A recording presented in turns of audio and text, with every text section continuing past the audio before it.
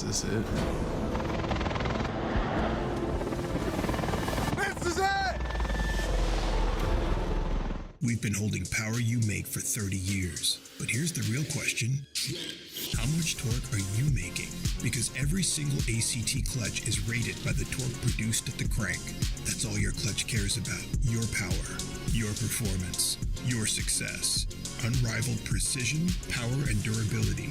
Visit advancedclutch.com today. 30 years of precision engineering and performance excellence. Because every revolution starts at the crank. Check engine light on? There's an O'Reilly Auto Parts. Turn left, Tyler.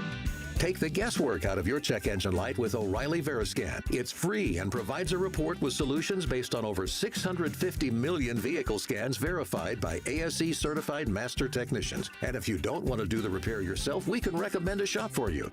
Okay, Tyler, let's go fix your car. Auto Parts. These are my race treads for when the road ends. These are my race treads for shredding the slopes. These are my race treads for setting the hook. Racetreads.com. Tires for every adventure.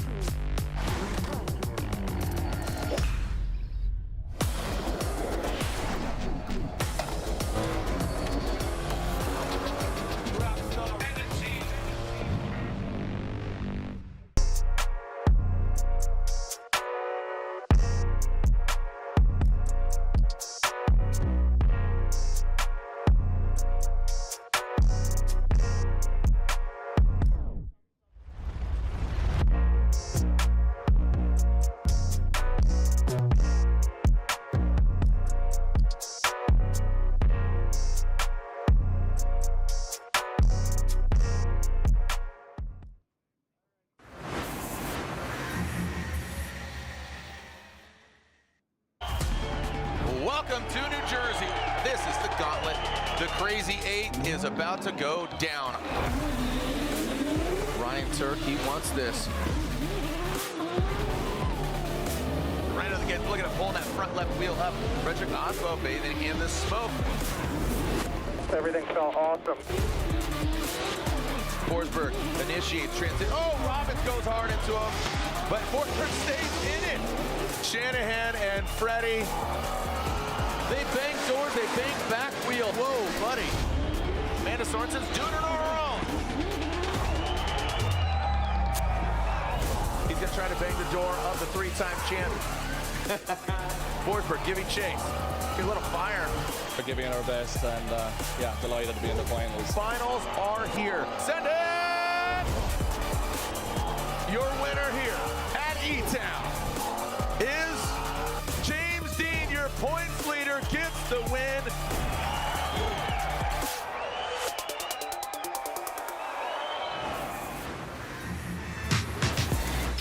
Formula Drift, New Jersey history over the years. We made history yesterday, I'll tell you what. Just talking to a few drivers, including Shelly Hansen, talking to RCP, our judges, and Jacob Gettin sitting next to me, Ryan Sage, Chris Yule. Everybody, for the most part, came out unscathed. You know, the easy ups, some of the awnings, they have seen better days. Yeah. And then the camaraderie. I don't know if you saw that, man. Jeff Jones taking the car back to the garage. So if you're just catching up, we had insane weather, so much to have to push this pro seating bracket to this morning. So that's why we are now up earlier than we anticipated, but called an audible, little Omaha, New Jersey. Here we are, back at it like a track addict. The Crazy Eight has delivered once again in grand fashion. So pro seating bracket going down. Again, crazy weather yesterday, up to 80-mile-per-hour winds, leaving the track yesterday. Trees were down. This was, again, for the most part, everybody came out unscathed. Heard a fan maybe caught something to the face, but I heard they're okay. For the most part, everybody's okay. Jacob, how are you? What was your experience like yesterday during the storm? I'm all good. I'm all good. I mean, we were up here in the tower, and for me, I started looking at the storm coming in. I went, I'm going to get away from the big glass windows. I'm going to go kind of, move out of the way from that. And check out what was going on. But yeah, just very happy that everyone's all right. As you said, the camaraderie around Jeff Jones's car, seeing everybody kind of get back into it. Kevin Wells is even there to oversee it, be like, if we're going to fix this, we're going to do it right. We're going to do it by the rule book. I think Kevin was pretty stoked to get his hands dirty again, too. He was right in there. And, yeah, a lot of drivers came out to make sure Jeff Jones could still compete. So that's the spirit of drifting to me. James Dean, the RTR camp, they were all over there as well. So very, very cool to, again, see that camaraderie. The track just warmed it up a little bit. You could see the trenches are already being dug in. I'll tell you what, Shelly Hansen, she's hard candy. She's tough. She's sweet. Yeah. She's hard candy shell. You know what I mean? That's what she does, man. So she flipped the car yesterday. That dirt grabbed her. She went up on the side. Here it is. So you see, bang! Look at that. Yeah. Went on the side. Just talked to her. She's tough, man. Like I said. Her spotter's like, dude, you need a nickname. And I was thinking about it. I was like, hard candy, dude, because she's a little sweet and she's got a hard shell. Yeah. There she is. And, and what's crazy is Rome was spotting for her and Carson. And so he was in the cockpit of both those vehicles. Yeah, crazy times. Super happy she's all good. I mean, we don't get incidents like that very often in drifting. So knock on wood, this last one we see for a very, very long time, if not ever. But it shows how well these cars are built to take a hit like that, roll over, and she came out, pretty much unscathed. This track looks like it just got a nice cleaning. Like it just looks so good. The grass looks green. The stands are clean, like everything. So needed a nice douche here. Yeah. So all right, taking a look here. This is pro seating brackets. You can see quite a few. You get 3 buy runs. So Rad Dan, Dimitri Brewski, Rudy Hansen. What that also means is there's only one driver that will be watching from the sidelines because we have 12 spots available. 20 pre-seated drivers after our 3rd round of competition, and most recently in Orlando. The other 12 spots are backfilled with 12 of these 13 drivers. 3 points at stake if you advance on. Track's getting cleaned. What are your expectations here for pro seating brackets? And keep in mind, this is game day for round 2 of the Link Engine Management Pro Spec Championship. Yeah, so because of the schedule change, a big modification we made to the schedule for today is that the practice that came up just before this was the seating drivers only, which kind of a cool concept and something that maybe we implement. could adopt moving forward. But what that means though is those drivers get a little bit more track time just before they come on. The downside with that though, and you can see with the cleanup here, is that those are the only drivers out there. If there's an incident, if there's some sort of contact that's made, that's going to make things a little bit difficult. So just before we got on air, there was a bit of some contact that we'll talk about a little bit later. But how seating works, no single run qualifying, that's gone. Top 20 ranked drivers are locked in. Everybody else battles for the bracket spots below that. You're allowed one more time per seating battle, but then after that, got to run through it. So the idea is to kind of get everybody ranked in. As you said, one driver going home. We'll talk you through that as we go. But those drivers with those higher number, or lower numbers, but like a Tommy Lemaire with 13th, Daigo Saito with 12th, and who else? That's it. The lowest ranked driver is Tommy Lemaire. So he wants to win his battle. He's got to win against Ryan Littoral. Yeah. Otherwise, he's watching from the stands. Also at stake is 3 points per win in preceding brackets. When we get to actual competition, it's 10 points per win. So again, you could do the math, and we'll do it for you. Speaking of math, this is how it's accumulated over 3 previous rounds. Made our way from Long Beach, Atlanta, Orlando most recently, and now here we are in Jersey. Frederick, the Norwegian Hammer Osbo, look at that, 3-time champion. Behind him, James the Machine Dean, only 10 points behind. Hiro Manoa, winning Orlando, the youngest ever driver to win a Formula Drift competition. 15 years old. What were you doing when you were 15? Video games, RC cars? Well, this guy's doing it in real life. 1,000 horsepower hot rods. High-flying Brandon Sorensen, Matt Field, Chris the Force Forsberg, Adam LZ, who got a little chin check from a tree yesterday. Don't even saw that video. The tree was like, shut up. Mother Nature was like, shut your mouth. It was crazy. Glad he's okay. Ryan Turk, would love to see him thrive. Just announced he's expecting another child, another baby boy Turk in the family. If the Turk doesn't have enough testosterone around, here's another one for the diet. Daniel Stuckey, D-Mads, you see the numbers there. Jack Shanahan, this is a must-win for Shanahan. Going for, you said it yesterday, Rookie of the Year. I think coming to FD, what are your thoughts? Because you know the Shanahan family well. Yeah, there's a lot of pride in that family. I mean, they are very, very competitive. They support each other a lot, but they're also the first people to be like, hey, you screwed up, you made a mistake here. So it's a really interesting dynamic to be around. But Yeah, there's so many different battles that we're looking at, not just the championship, but the rookie race as well. Because then you start looking at a Connor O'Sullivan, a Tommy Lemaire as well, fighting for that. So there's a lot going on with the points race right now. All right, as we get the track prep, let's take a look back. Speaking of Hiro Manoa, he was the overall hero in Orlando. The Thunder, the Lightning, the Scorch. This is round 3 of the Formula Drift Pro Championship. Are you ready to meet your top 16 drivers? Pound your feet. Orlando, make some noise.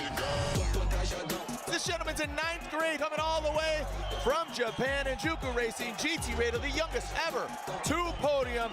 Make some noise. Hiroya Manoa. The US style is very, very different in the Japanese side, so I tried the simulator. He's won at the Japan most recently. Yeah, he's so much more than just a young sim drifter. He is absolutely wild and the next great competitor. He's got a lot of fans here cheering him on because he is Dominican's finest. He wants to get on the box here in Orlando. Jonathan Castro. Well, this season has been just awesome. Now we're here in Orlando, which is a track that we really love. It's a track that we really enjoy driving. We make some tests, some driving, and the car is just it's getting better every lap. Every lap is just getting faster and quicker and easier to drive. So now the Utes, we got 15 and 21 years old. Hiro Manoa in that Juku Racing, Jerry Young Racing, GT Radial, Connor Shanahan, the 86 of their very popular chassis. Well, there is just the beginning of a great piece on Hiro Manoa, Jonathan Castro. Orlando always delivers, and so does E-Town. A very unassuming track, always creates a little bit of calamity. We saw it yesterday, but it was Mother Nature that did that. Now, boys are back in town, and the gals as well. Here we go. Kicking off our seeding brackets, Connor O'Sullivan. You see Jonathan Hurst, that Cash Racing, Mr. Cool. It is literally great weather, beautiful weather right now. And we're talking about, look at this, the smoke screen here outside zone 2. O'Sully, but look at Cash. He is right there. Jonathan Hurst, excuse me, I always call him Jonathan Cash, but in that last outside zone, into that, I mean, really well done. You can see the moat built around the castle. They were cleaning that up. Little puddle accumulation there of some water, so we'll see if that comes into play. Yeah, phenomenal way to kick things off. I mean, they're not specifically teammates, but they are drivers that know each other quite well, travel together. So it's a lot of, a lot of tension in this battle. Hurst having to cut a little bit of the line, and really O'Sully out front lays down a solid lead. Look at that transition, though, from Jonathan Hurst, maybe knowing that he was a little bit further back for that one section, and adds that exclamation point right at the end of the run. A little bit of a door bang there. I mean, there's going to be some smack talk between these two drivers, and we talked about this earlier, but Connor actually got into a bit of a collision with Andy Haley during practice before this, so I wasn't sure what the car was like because it happened just before they came up to this battle. All you want to do is advance on to the 8, if not have a higher seating number than the bottom driver. So here we go, Jonathan Hurst, Mr. Cool, that Cadillac brings it into outside zone 2, set it and forget it, riding the line. That allows O'Sullivan to just tuck into the pocket. Like you said, these guys, good friends, but bitter enemies right now. They want to just solidify their spot into tomorrow's main event. The Pride of Paducah brings it on home in that last outside zone, so pretty fairly equally matched. Looked like they both drove really kind of cleanly and precisely. Yeah, both lead runs were really, really solid. This overhead drone view is going to really show us where the zones were. So right off the hop there, you can see that Connor O'Sullivan had a better first outside zone that lacked a little bit through the first part of the second outside zone. You can see just he's keeping that car in there. Hurst out front, though, really smooth, really solid all the way through. And then Connor just trying to get that proximity, trying to get the angle lined up. So a great battle from both of them. A little bit of cleanup on both ends, but overall very evenly matched, at least in my mind, getting through those first set of battles. So stoked that this is the way we're kicking off seeding. I mean, great set of battles. Both drivers make it through, make it look good, and hopefully this is a sign of things to come for the rest of the day. They make it look good. They make it look easy. It's such a tough track, man. I mean, it looks easy on the surface, but if you watch how much these cars are moving around, it's tough. Here we go. Slide him left for O'Sullivan, right for Jonathan Hurst. Looks like O'Sullivan gets the victory. Oh, 2-1. So actually, and that looks like. Just wanted to confirm on those scores. Was everybody just talking to? And Reese, really quick, why'd you side with O'Sully there? Just wanted to wrap out with you real quick.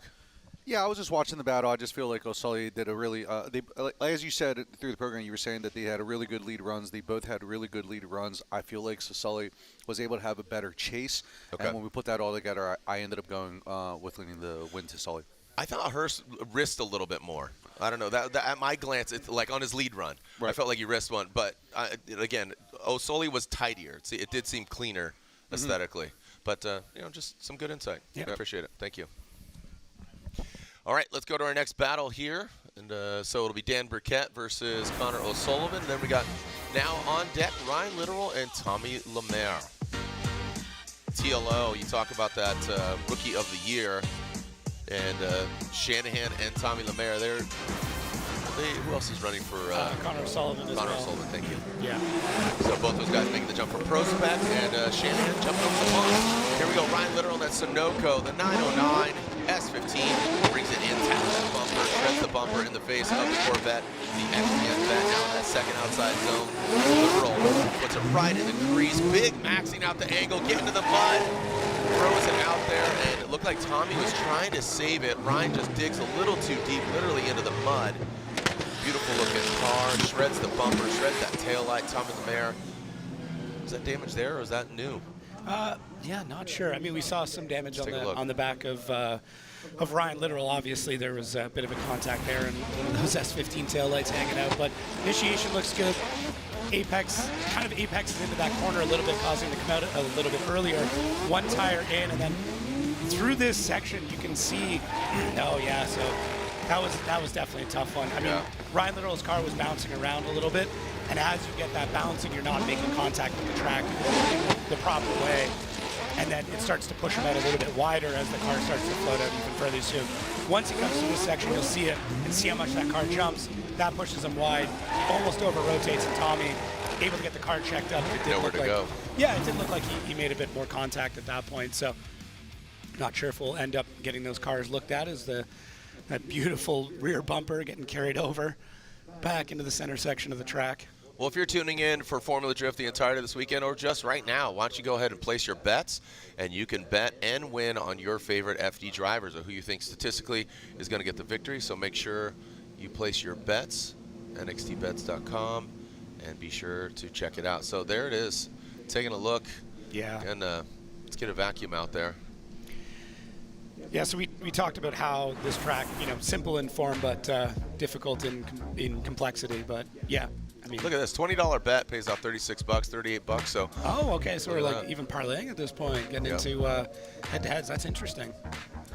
So, if you feel if you're a Littoral fan, look at that, $40. You got Novak taking out. Yeah, there's some interesting things in here.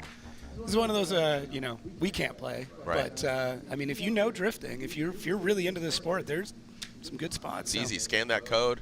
I know they have some offers there, so scan that QR code and place your bets on Formula Drift as we clean up the track. Looks like the guys, again, those, like I said, the moat's built around the castle here at E-Town. Yeah. Hats off to our track workers and all the staff here.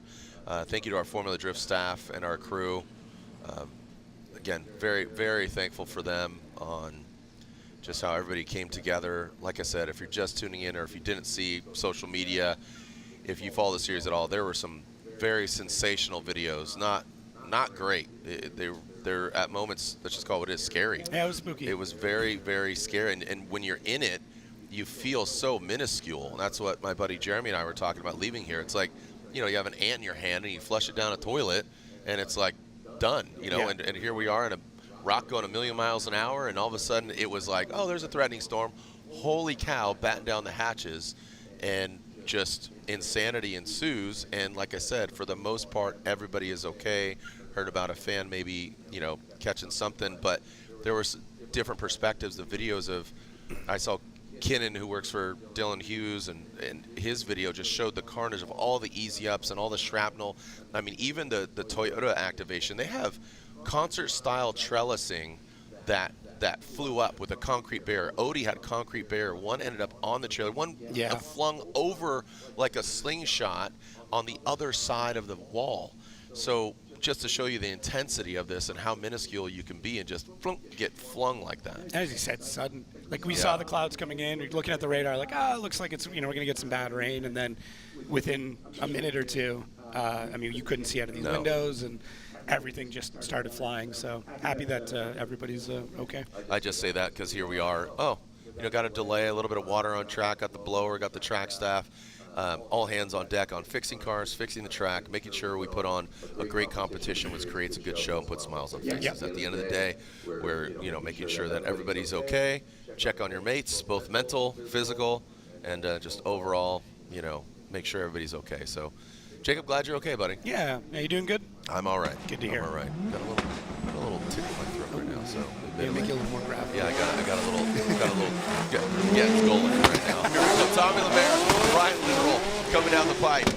Tommy Lemaire initiates that XPN Corvette. Nice job. Ooh, dips in just a little bit. Doesn't get very deep there, so you wonder if the car and that contact maybe affected him. But like you said, that hop right there, that killer crossover on that second outside zone, really got to get your suspension right. Otherwise, it's going to hop, skip, and jump your way off the track. There you go, past the mud people there on the on that last outside zone. Looking more like Woodstock of the 90s. Yeah, splash zone.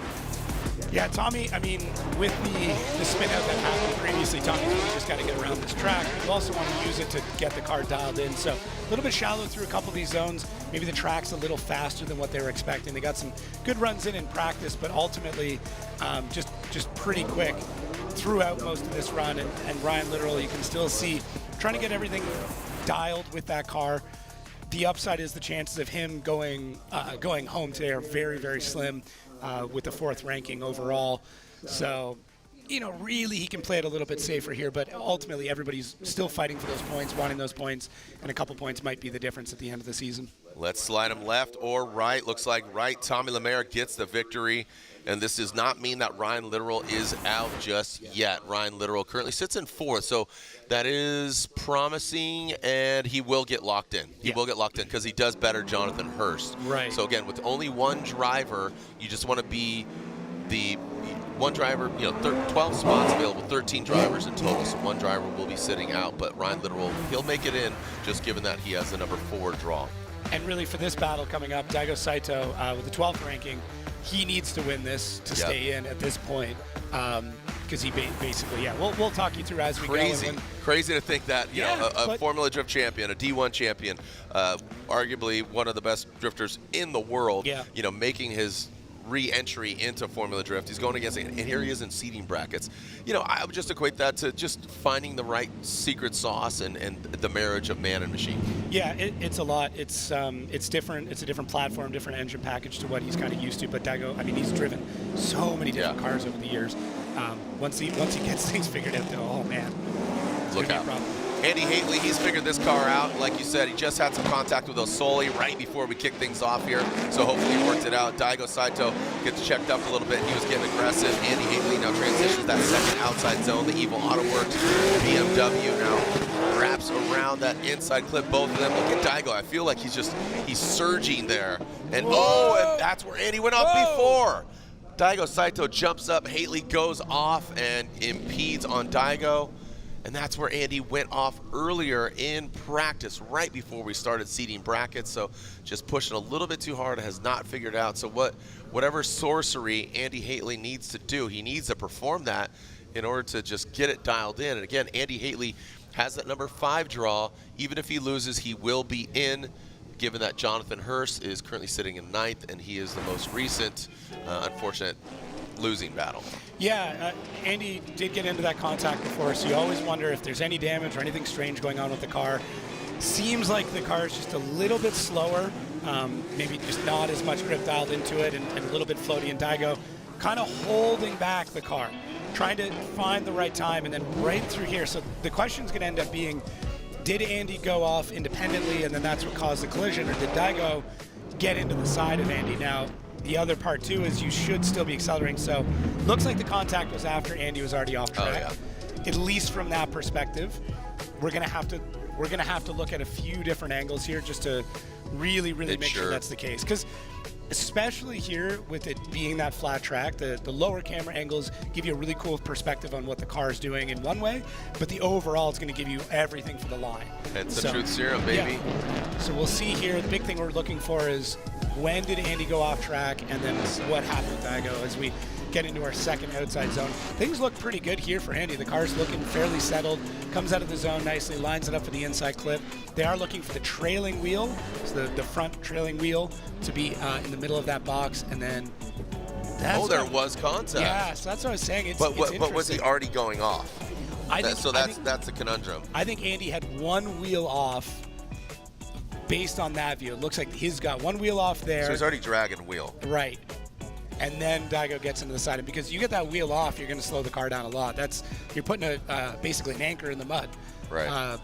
That's from my perspective, but I could also see the argument of Andy being like, I only had one wheel off. 3 wheels is a 0. You still have to kind of match that in the chase, but there is no decel in that area. So that's what I mean. One wheel there. Daigo's trying to check it out. And I mean, he was deep too. Yeah. That's interesting. Now that we had that overhead, so here you're like, okay, don't really see much contact. Looked like the attitude of the car, but he was already off. Then the contact really just solidified it. So I think he was on a trajectory. I'm talking about Andy here. Right. On a trajectory to go off. Daigo just emulsified it. And we've seen that come up before, where a lead driver was on the incorrect line, was going to be going offline, and then creates an issue. So sounds like Andy Haley is going to get the fault for this. So he's got some damage. He'd have to call a 5-minute timeout. Here in seating, you get a 5-minute timeout that can be used. Once you get into the main battles, though, use it or lose it. You get another one at that point. So Daigo will get some time to look at his car, work on his car. Andy will have to call the 5, though. And both of them are going to need some time. I think we saw both of them DB'd, but wow! Look at that. Didn't even talk about what does that do to the car? Like, as far as suspension, that's being tested. Look at that, man. In the cockpit, and we can. I love, whoa, going to the moon, baby. Yeah, looking at the stars at that point, they're kind of a front row view to the top of the stands. All right, so we will revisit as Daigo and Haley pull back into their paddocks. And we'll move on to Austin Mata and Jack Shanahan. I'm expecting a pretty good battle here. Yeah. Just given their driving styles, they're kind of no holds barred from the top rope. Yeah, two grizzly dudes. You put them in the forest, I think they'd survive that kind of tactic. Here we go, Austin out front, Shanahan in the chase position. Austin brings in that first outside zone, now into the second. Austin very clean. You can see Shanahan, this is only his 4th round with this vehicle. So just getting his bearings. Austin been campaigning this S chassis for quite some time. He gets into the mud, that thing snaps back. Wow, he was deep. And I talked about this outside zone 3 playing a role. It was a few years ago. Last year we kind of came out, it wasn't too bad. But now, I mean, just look, it is an absolute gravel pit and just blasting the fenders off. Oh, man. Yeah, it's the Stay out of there. It's the difference maker right now. It's the Widowmaker is what it is. Yeah, we're lucky there's been no big incidents there, but as that gets dug out more and more. Just getting started. Yeah, exactly. As it gets dug out more and more, it's going to get spicy. So I don't know if we've got a pile of dirt sitting somewhere around here that we can fill that in before things continue on, but yeah. That's I'm thinking quick set concrete. Let's just put the wall on the edge. We're in New Jersey. There's got to be a concrete guy in the stands at this point. So Austin Mata, big angle on initiation, looks really good through there, getting the car set up well. Second outside zone looks very stable, adds even more angle coming through there. It does cause him to push out of the zone a little bit earlier. And Jack Shanahan really getting things dialed in the chase. And then Mata, completely independent, shoots out wide and then off to the side. So Jack, really smart to get that car angled up, seeing what's about to happen when there's the contact. So it doesn't look like Jack sustained much damage. Austin, probably a fair bit. I did hear from the officials, Austin has DB'd. What that means is we don't allow, so if you DB'd under your own power, if it's low tire pressure, contact with something that you made, it's kind of self-inflicted, you can't replace it. So Austin is DB'd. He went off. The contact wasn't made until after he snaps back outside zone 3, dabbling with the dirt. comes back on, debeated, he won't be able to fix his vehicle. So Shanahan will have a bye run here in the second run. Austin, fortunately, given his position 7th, he still does better Jonathan Hurst. So here's another driver who got a bit of good luck as far as placement and number drawn in seeding bracket. So he will move on, even though he is unfortunately out here in the seeding bracket. So Shanahan solidifies a spot, advancing on into our seeding brackets grade 8. And Shanahan will be going against Dimitri Brutsky, who had a bye run. Rudy Hansen was intended to have he has a bye run, but we won't see him. We will see Novak and Federico, or Haley and Daigo Saito. Yeah, so for Jonathan Hurst right now, this is going to sound bad, but what he's hoping for is that Daigo Saito or Federico Sharifo goes out. If one of them go out, then Hurst has got the bye. Or not the bye, but he gets in the battle. And if not, if both of them win their battles, then that's the weekend for Hurst. Oh, man. Which is crazy, but that's the way this stacks up, man. Yeah. So one driver's got to go. Interesting. Yeah. Yeah, just given that there's 13 spots, or excuse me, 12 spots and only 13 drivers, it's you don't want to see anybody go, but that's the name of the competition. I mean, we talked a lot about the comparisons between seeding and qualifying and meetings and discussions and stuff. People forget how many people went home after qualifying. Very, very true. Right? Or even before, when it was only a top 16. I'd love to see just 32 drivers and everybody gets in. Yeah. I mean, that's, as Shanahan takes his bye run, he'll advance on. But I would like to just see 32. Everybody's just locked in, and then it's just position. Yeah, I don't disagree with that. It's tough. That's motorsports. You know what you're getting involved in. If it's IndyCar, if it's F1 actually is a scenario similar to that. So you're in the race. It's just where you're at. It won't be. I mean, it won't be for long. Another team coming in. So yeah, Cadillac America. Yeah, exactly. Let's do it. I'm excited for that, by the way. So am I. Yeah, it's going to be great. Yeah, it's interesting. Did you hear Daniel Ricciardo's going to drive for Cadillac? I hope that's the case. I don't know. I'm not holding my breath on that. I know. But That'd be cool. Yeah, I got some guesses who's coming in there, but right. Yeah. All right. So Federico Sharifo. Speaking of Italian and race cars, got the Ferrari being warmed up here, and it'll be Fetty versus Novak. Saw them practicing actually with each other. Fetty was leading, Novak giving chase, pulling up to the venue here earlier. And what's interesting is Novak's had a rough season. This has not been good for him so far. Talked a lot about that, but Fede, complete opposite. Coming off a heater in Orlando, doing quite well in seeding, on some momentum. Yeah. So really interesting. Overall match win percentage, pretty equal between the two of them. We're looking at 2020 up until 2025. This could be really good. Novak was dealing with some interesting engine issues, but they got it solved, and it ended up being something real strange. So. And we know what he's capable of. That's what's crazy, is he could use this as fuel for the fire. Look at that gangster flick into outside zone 1, almost phases Fetty. Fetty drops back quite a bit, and this is maybe what Jonathan Hurst was hoping for. Again, you don't want to see a victory like that, but Novak making it look really easy, running his own game. Federico Sharifo stranded out there on Ferrari Island. Unfortunately, the Pennzoil Ferrari shuts it down. He does try to complete the rest of the course, but that is not going to be enough. And now, what went wrong? Because here he is now. He's going to lead, and Novak, I hope his spotter is listening or watching and saying, like, all right, Fetty shut it down. How do we adapt? You don't know if there was some sort of electrical or mechanical or something like that. We'll know here pretty soon if Fetty pulls up to the line or not.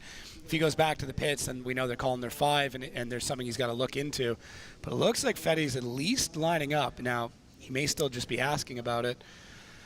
But we'll see. That might have just been some sort of driver error that happened there, and we'll swap them back around, and hopefully Fetty's got whatever that issue is figured out, and we can get a nice head-to-head battle here. Nick Novak's in a very advantageous position with Fetty zeroing out behind him. You know who's a big Novak fan right now? Who's that? Jonathan Hurst. Yeah. I mean, he's like, well, I mean, again. Yeah. If Fetty, you talked about the scenarios. If Daigo or Fetty goes out, Hurst is in. Yeah. So you never want to cheer for anybody to lose, but if it means competing, Hurst is. Yeah. Exactly. Hurst is right now. All right, Federico Sharifo has got the clean air. This could change things up. And how does Nick Novak approach this? Looks like he tiptoes to the side of that Ferrari, and he's rolling it into the second outside zone. Fetty looking good right now. Good placement of the car. He is sideways, dials it in on that front clip. minimal corrections going past that inside. Oh, when he gets in the dirt. All right, we got to. So I don't think that's going to be enough to offset what Federico did on that first run in the chase position. And I think Nick Novak, he very properly tried to follow Federico Sharifo. He did the right thing. Just be in the battle, not activate an inactive chase. Just be there, get into the, at least into a spot where it shows that you're able to follow what's going on. Fede does have some really good signs throughout this run, showing that he's getting his car more or less figured out and able to drive it. Because in practice, things look really good too. So that's always the struggle is you'll see drivers in practice, things look good, everything's lining up, and sometimes that follows through and they look great for the rest of the weekend. Sometimes they get to the line and mechanical, mental, something changes. I'm just happy that that's the worst of that part of the run. It doesn't look like he dragged any dirt onto the track, so all things all good there. Unfortunately not for Fede though. Slide him left for Nick Novak, getting the victory unanimously. Jonathan Hurst, again, unofficially in, given that Federico had the number 11 spot. Jonathan Hurst had number 9, so he does outrank him. Right now, a lot of fate in Daigo Saito's hands, right? Given that he is the lowest placed driver. And there's Daigo in the, well, so look at this. So Andy Haley is out. So it looks like Federico will be out of competition unofficially. Yeah. Just given that, again, lowest ranking 13 time of the mare advanced on, 12 was Daigo Saito, and then Federico. So unfortunately, Federico Sharifo and the Pennzoil Ferrari will not be seeing competition tomorrow in round 4 of the Formula 2 Pro Championship. Right, yes, because we're now into Friday. Yeah. Yep. Brain hasn't calculated what's all good. What's all going on. It's all good. A lot of things going down here. But like I said, just beautiful bluebird day. Oh. Wind is blowing. It's a nice. Really nice it's out. like it's very. I want to go down to the beach. Yeah. Not the beach in outside zone 3. I'm talking about literally the beach with the ocean. Get you a chair. Let's Set go to you the up Jersey right there. Shore. Here we go, baby. I was born to run with a bathing ape. Let's not bathe ape. Let's sunbathe ape with the Injuku Racing, Jerry Yang Racing, 86. Daigo Saito, man. Yeah, here in the spot, as they call it too, came through that the change in pavement there. The car looked like it locked up there for a second, but. Dude, what is going on with outside zone 3? Is it slick right there? I mean, they had practice on it. What changed? Really, the only changes to the track since last year, outside zone 2 is extended, so you enter it a little bit sooner. The inside clip coming out of it has moved in a little, or sorry, not towards the center of the track. Yes, thank you. And that might be causing them to have a little bit more speed coming through there and miscalculating. But I don't think there's any other issues. But I'm just thinking that maybe the moisture is coming up from outside zone 3, and again, they're over there. You could see they got a big turbo fan. They got brooms. We are cleaning it up, and the drivers just keep bringing it back. So you could see, let's compromise here. Don't go as deep, causing your car to go off because you're going to do that. But you can see, that thing has been wildly abused yesterday, today, and then. This is not the last time we're going to see that thing. Wasn't like that in practice, though. That's what I'm saying. Yeah, like even in practice, we weren't seeing drivers going off like this. So you get into competition, you want to push a little bit harder, add a little bit more speed, and that's the difference here. Drifting really is a game of inches. All right, Dan Burkett, we have not seen him compete yet, but he does advance on, this being the seeding brackets. He does have a bye run, so he's, again, everybody that advances on, 3 points richer, accumulated in their points bank. So Rad Dan, Connor O'Sullivan will be doing battle. Like you said, the rookie of Osoli going for the rookie of the year alongside TLO and Shanahan. Yeah, this will be good. All right, so we really got to adapt and stay out of outside zone 3. That is just, it's. Copy that. It does seem that there might be some oil on the track going into outside zone 3.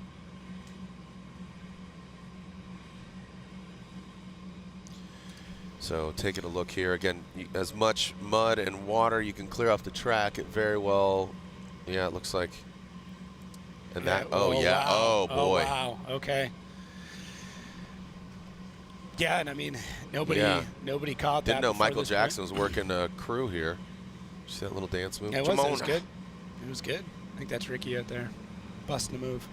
He is widely known as probably the best dancer on the FD staff. Yeah. I don't want to blow up a spot. Yeah, you know? I mean, he's incognito. He does the masked dancer, so nobody knows that it's him. Yeah. But he's in Jabberwockies. Yeah. I think he's the 35th member of the Jabberwockies. And here comes Kevin Wells, just taking a look, inspecting it, and the fridge is running. So why don't you go catch it?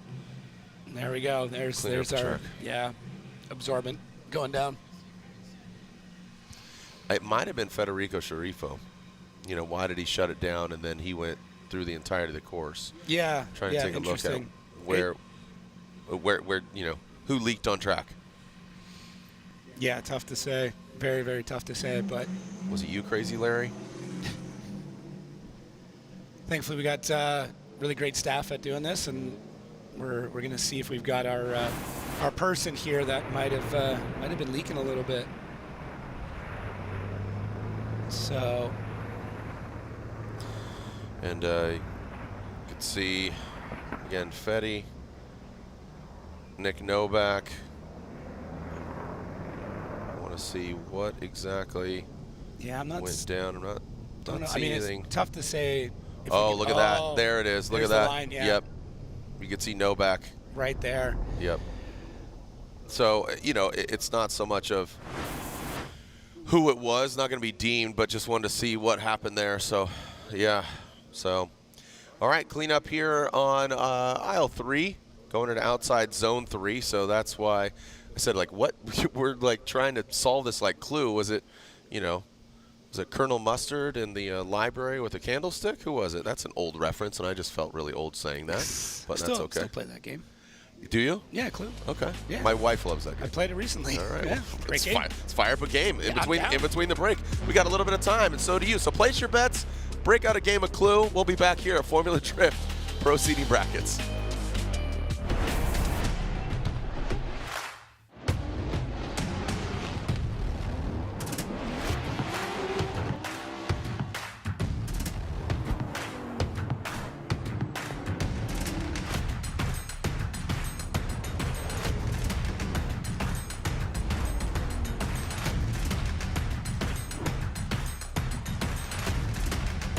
GT Radio. Experience ultra high performance.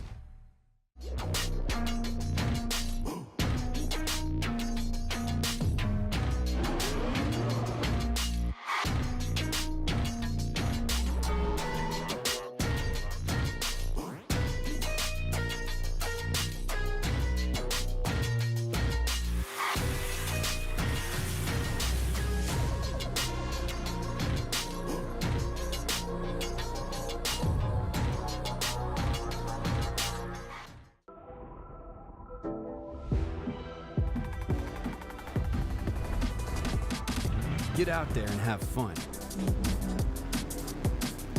Because you've got Meguiar's. And we've got your back. From wash, to paint care, to maintenance and more, Meguiar's has your hybrid ceramic solution for every adventure. Meguiar's, reflect your passion. This is where champions are made. Born from Formula Drift. Engineered for your daily drive. Where Kenda's Vesda UHP Max Plus proves it's not just track ready. It's street dominant. This is podium to pavement. Vesda UHP Max Plus, only from Kenda. Find yours today at kendatire.com. BC Forged Wheels. Custom built per order, offering extensive design, finish, and machining options. Strength, style, and precision come standard. Track proven, street ready. BC Forged. Proud sponsor of Formula Drift 2025.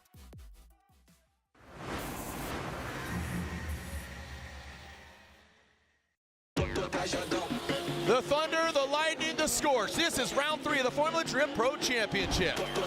Are you ready to meet your top 16 drivers? Pound your feet. Orlando, make some noise. This gentleman's in 9th grade, coming all the way from Japan, and Juku Racing GT Rated, the youngest ever to podium. Make some noise, Hiroya Manoa. The US style is very, very different in the Japanese style, so I tried the simulator. He's won at the Japan most recently. Yeah, he's so much more than just a young sim drifter. He is absolutely wild and the next great competitor. He's got a lot of fans here cheering him on because he is Dominican's finest. He wants to get on the box here in Orlando. Jonathan Castro. Well, this season has been just awesome. Now we're here in Orlando, which is a track that we really love. It's a track that we really enjoy driving. We make some tests, some driving, and the car is just it's getting better every lap. Every lap is just getting faster and quicker and easier to drive. So now the Utes, we got 15 and 21 years old. Hiro Manoa in that Juku Racing, Jerry Young Racing, GT Radial, Connor Shanahan, the 86 of their very popular chassis. Connor Shanahan banging the door of the 15-year-old. Looked like he had to pedal back, but look, he is pushing it around. Tandem was so good. The Connor Shanahan is, like absolutely insane. Manoa, obviously phenomenal driver, but how many times has he dealt with a driver literally bullying him around track? I saw he was coming super hard. Then I saw the replay and like, oh my gosh, I need to pushing super hard again. Yes, sir! Hiro gives it back to Shanahan. He's right there. Yo! Come on, make some noise for Shanahan and Manoa. That was a schoolyard brawl is what we just watched. Give me your milk money. And Hiro Manoa gets the win. Dude, Hiro gave it back. This round is always a crazy one. It's dry, it's wet, it's dry, it's wet again. It's very hot, it's very humid, but the fans are enduring everything, and we're trying to be out there and putting on the best show we can. And now we are seeing Frederick Osbo and Hiro Manoa. With the looming chance of rain, you never really know what you're gonna get. So some of the wildest events in FD history have been here in Orlando. So here we go. Osbo will lead, Manoa giving chase.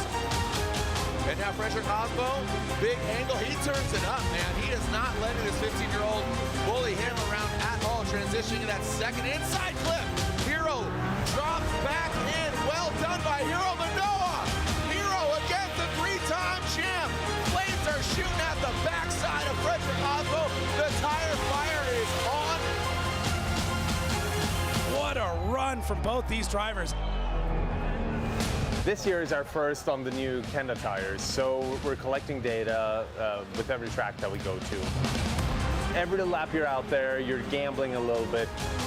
So I always make a plan. I always prep, but that can only take you so far. At some point, you got to react to what's happening, and that is the battle. That is the mental battle that's happening out on track. Manoa gets the win.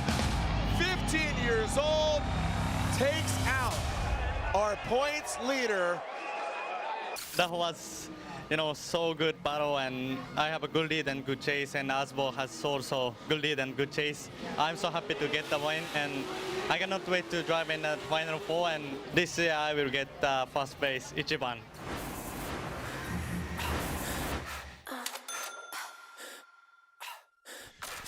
Regardless of where the oil slick came from, it did happen. So fortunately, the repercussions of said oil slick did not affect anything too greatly because Daigo Saito had a bye run. He did go off course. Yeah. What are your thoughts? We're looking at the tail of the tape. Yeah, we're going back and checking kind of all the battle replays to see, because what we pointed out previously, it did look like it might have been coming off of Nick Novak's car, but it may have still been coming off Federico's car. And then we got to make sure that maybe that was that there before. So there's a lot that's kind of going on to make sure and understand. And, the rest of the team's going out and checking cars in the paddock as well and seeing if there's a little snail trail leading back to any of the pits. So got to figure it out one way or another. But right now, it's just a matter of cleanup and teams getting through it real quick. I think there's just one spot left past the finish line that's kind of being swept out at this point. So we're pretty much there. All right, taking a look at the schedule, just want to let everybody know, here we are in our pro seating brackets, grade 8 of our pro seating brackets. Modified schedule today, we will be back, once this commences, we will see live stream of our pro spec competition at 2 o'clock. 2 o'clock will be our top 32 for Link Engine Management Pro Spec competition. We'll have a halftime break, and the main action will reoccur with our United States Air Force opening ceremonies at, right now, 7 o'clock. 7 o'clock. We'll have a trophy ceremony and all that, and then we'll wash, rinse, and repeat, or just repeat. No washing, ideally. No washing. No washing, and we will be back at it tomorrow for round 4 of the pro competition. But right now we are tread deep. Hurricane throwing up some wind. Like I said, that thing is getting used and abused today, the Hurricane. What a fun job, though. Imagine just ripping around on that all day. Sure, it's loud. I like it up here in the glass box of emotion. Yeah, no, I'm given the choice of the two. Yeah, for sure, I'll take this. Go ahead, Jacob. You can fire. I'll let you ride that thing around. Yeah, I mean, you look like Paul Blart Mall Cop riding that thing around. I would love to. If it's unattended later, you might see me going out and ripping around on it. I think you'd look great. Thank you. I think you'd look great. It would be good. Yeah, I need one of those hats though. Yeah. Big brim. Adam LZ's got some. Limit dish. They're for sale here. Right. Yeah, I saw those debut. He said available only here. Dang. Yeah. Looks like a lifeguard on duty. He does look like got the heat waves. Yeah. Got the lifeguard hat. Adult Swim. Adult Swim right now. Larry Chen's team. I see Lewis down there. I see a couple of the other media cats. And Larry Chen is actually at Pikes Peak. Good luck to those racing in Pikes Peak, including Dai Yoshihara, former champ. He's out there ripping around in a Honda. We see the Evasive team out there. My buddy Robin Shute, good friend of mine. He's racing. He's going for King of the Mountain once again. Dumas going again in a Ford Mustang Mach-E. Dude, that thing's going to be a weapon. If you saw that. No, I haven't seen it. Oh, dude. It's wild. Insane EV car. I mean, EVs are, just given the elevation of Pikes Peak, elaborating about motorsports in general here, I had the pleasure of announcing the 100th running with Tanner Faust, and that, that climb and the elevation, combustion, the degree of where you start and where you end, combustion engines, obviously, the air's thinner, right? So EV is kind of a solution to that. Yeah. Which is crazy. So, power management is consistent outside of I remember Randy Popst when I announced it, the windscreen of his unplugged performance Tesla got all fogged up. He rocked one of these. I know you can't see me, I'm not on camera, but loosened up one of his harnesses, wiped the screen with his hand, and retightened it, and kept on ripping up Pikes Peak. Jeez. Yeah, an absolute savage. Randy Randy Popes is a legend, yeah, dude. He's a true legend. Yeah, I mean the Pikes Peak hill climb is definitely one for the ages, and I know Mad Mike has run it. Tanner Faust has run it multiple times. Obviously, the Millen family is iconic on the mountain between his dad and himself, Rod and Reese Millen. It's have you ever been to Pikes Peak hill climb? No, I haven't. You wake up early, you're done before breakfast. It's crazy. I'm and okay with that. The amount of weather, it could be beautiful down at the bottom and snowing up top. Yeah. It's crazy. Yeah, just amazing photos and runs. It's just it's a legendary. Yep. I mean, it's such a proving ground for driver and car and mechanics and everything else. Like it's just nuts. And you look at the old videos and content and footage of it being dirt. Holy cow, that's just a different gladiator and weapon and all of it. So that was they paved half of it many moons ago, probably 15 years ago, and then they fully paved it, I think 10 years ago. Right. So it's really impressive. So good luck to all those racing Pikes Peak hill climb tomorrow and Sunday. So all right, as you can see, look at that stiff wind there, and that is a good sign. One, it clears out the smoke. Two, just makes for better conditions, weather conditions, and attrition for both our drivers and our fans. Our fans out there finding some shade, finding some good New Jersey treats. Some good, what is it, ice, shaved ice or whatever. They got the frozen. I didn't get one of those yesterday. I might have to make a trip out there today. Let's fire one up. Had my morning bagel. Yeah. Bagel. Are we gonna? Yeah. It's bagel. Bagel. Okay, I got it. You're Bagel and schmear, man. It was great. bagel. Okay, well, yeah, schmear. Yeah. I like that. What'd you get? Pumpernickel and then chive. You would. You look like a pumpernickel I know, guy. right? I've never had a pumpernickel bagel. Really? No. Oh, it's great. I'm good. It's great. How old are you? Do you have Werthers? Do you have Werthers in your I pockets might too? have them in my bag. Do you eat rye bread, you psycho? I do. All right, 2025 championship schedule. E-Town, that's where we're currently at. We move on to St. Louis, Missouri, or just across the Mississippi River. Monroe, Washington, just outside of Seattle. Grantsville, Utah, just outside of Salt Lake City. And then the Shoreline Showdown. Where's that? That's Long Beach, baby. We got bookends. We start it and end it in Long Beach, the birthplace of Formula Drift. Let's take a look. Round 8 of the Formula Drift Pro Championship. So this is a whole new course. For those fans out there going, what? Where? We're going back. No, different course. We are changing it up. That's the lot where Ford does their activation. They have Mustangs over there shredding. And now we are building. And the layout here is working around things that can't be moved. Light poles. It's a parking lot. But we are starting on Shoreline. It's a public road that we're going to shut down. So thank you to the city of Long Beach. Thank you to the Long Beach Grand Prix Association. Dwight and the camp over there. I mean, just fantastic team over there. Thank you so much for opening their arms and their hearts to drifting and Formula Drift specifically. Yeah, it's just, I mean, it's getting bigger, and the notoriety continues to climb every day. We had Joe Logano here yesterday, very interested, asking a ton of questions. It was cool to chat with him and answer those and get him to hang out, and just, you could see how excited he was. He was sitting with the judges, he was sitting with the spotters. Like, it's one of those sports, you introduce it to somebody and they really never forget it, especially you get them into a car. Yeah. As soon as they do a ride along, they're hooked. It's cool. There's again, drifting. I've said it, I'll say it again. Jim Farley, heads up Ford. He's like, yeah, we're going to car, we're going drifting, we're going to Le Mans. But that's happening in a lot of manufacturers. It's conversation now, and I know you work with different series and different things, and I work with different companies, and drifting is not just a side dish. It's a full-on main entree. Love it. I'm so proud of drifting and Formula Drift specifically. It's really cool, and just seeing the different Pro-Am. Shout out to the drivers that have aspirations to either be in Formula Drift or just compete on the local level and having fun. If you're not having fun, you're doing it wrong, and just developing as a driver. I think Formula Drift is the premier international drifting sanctioning body.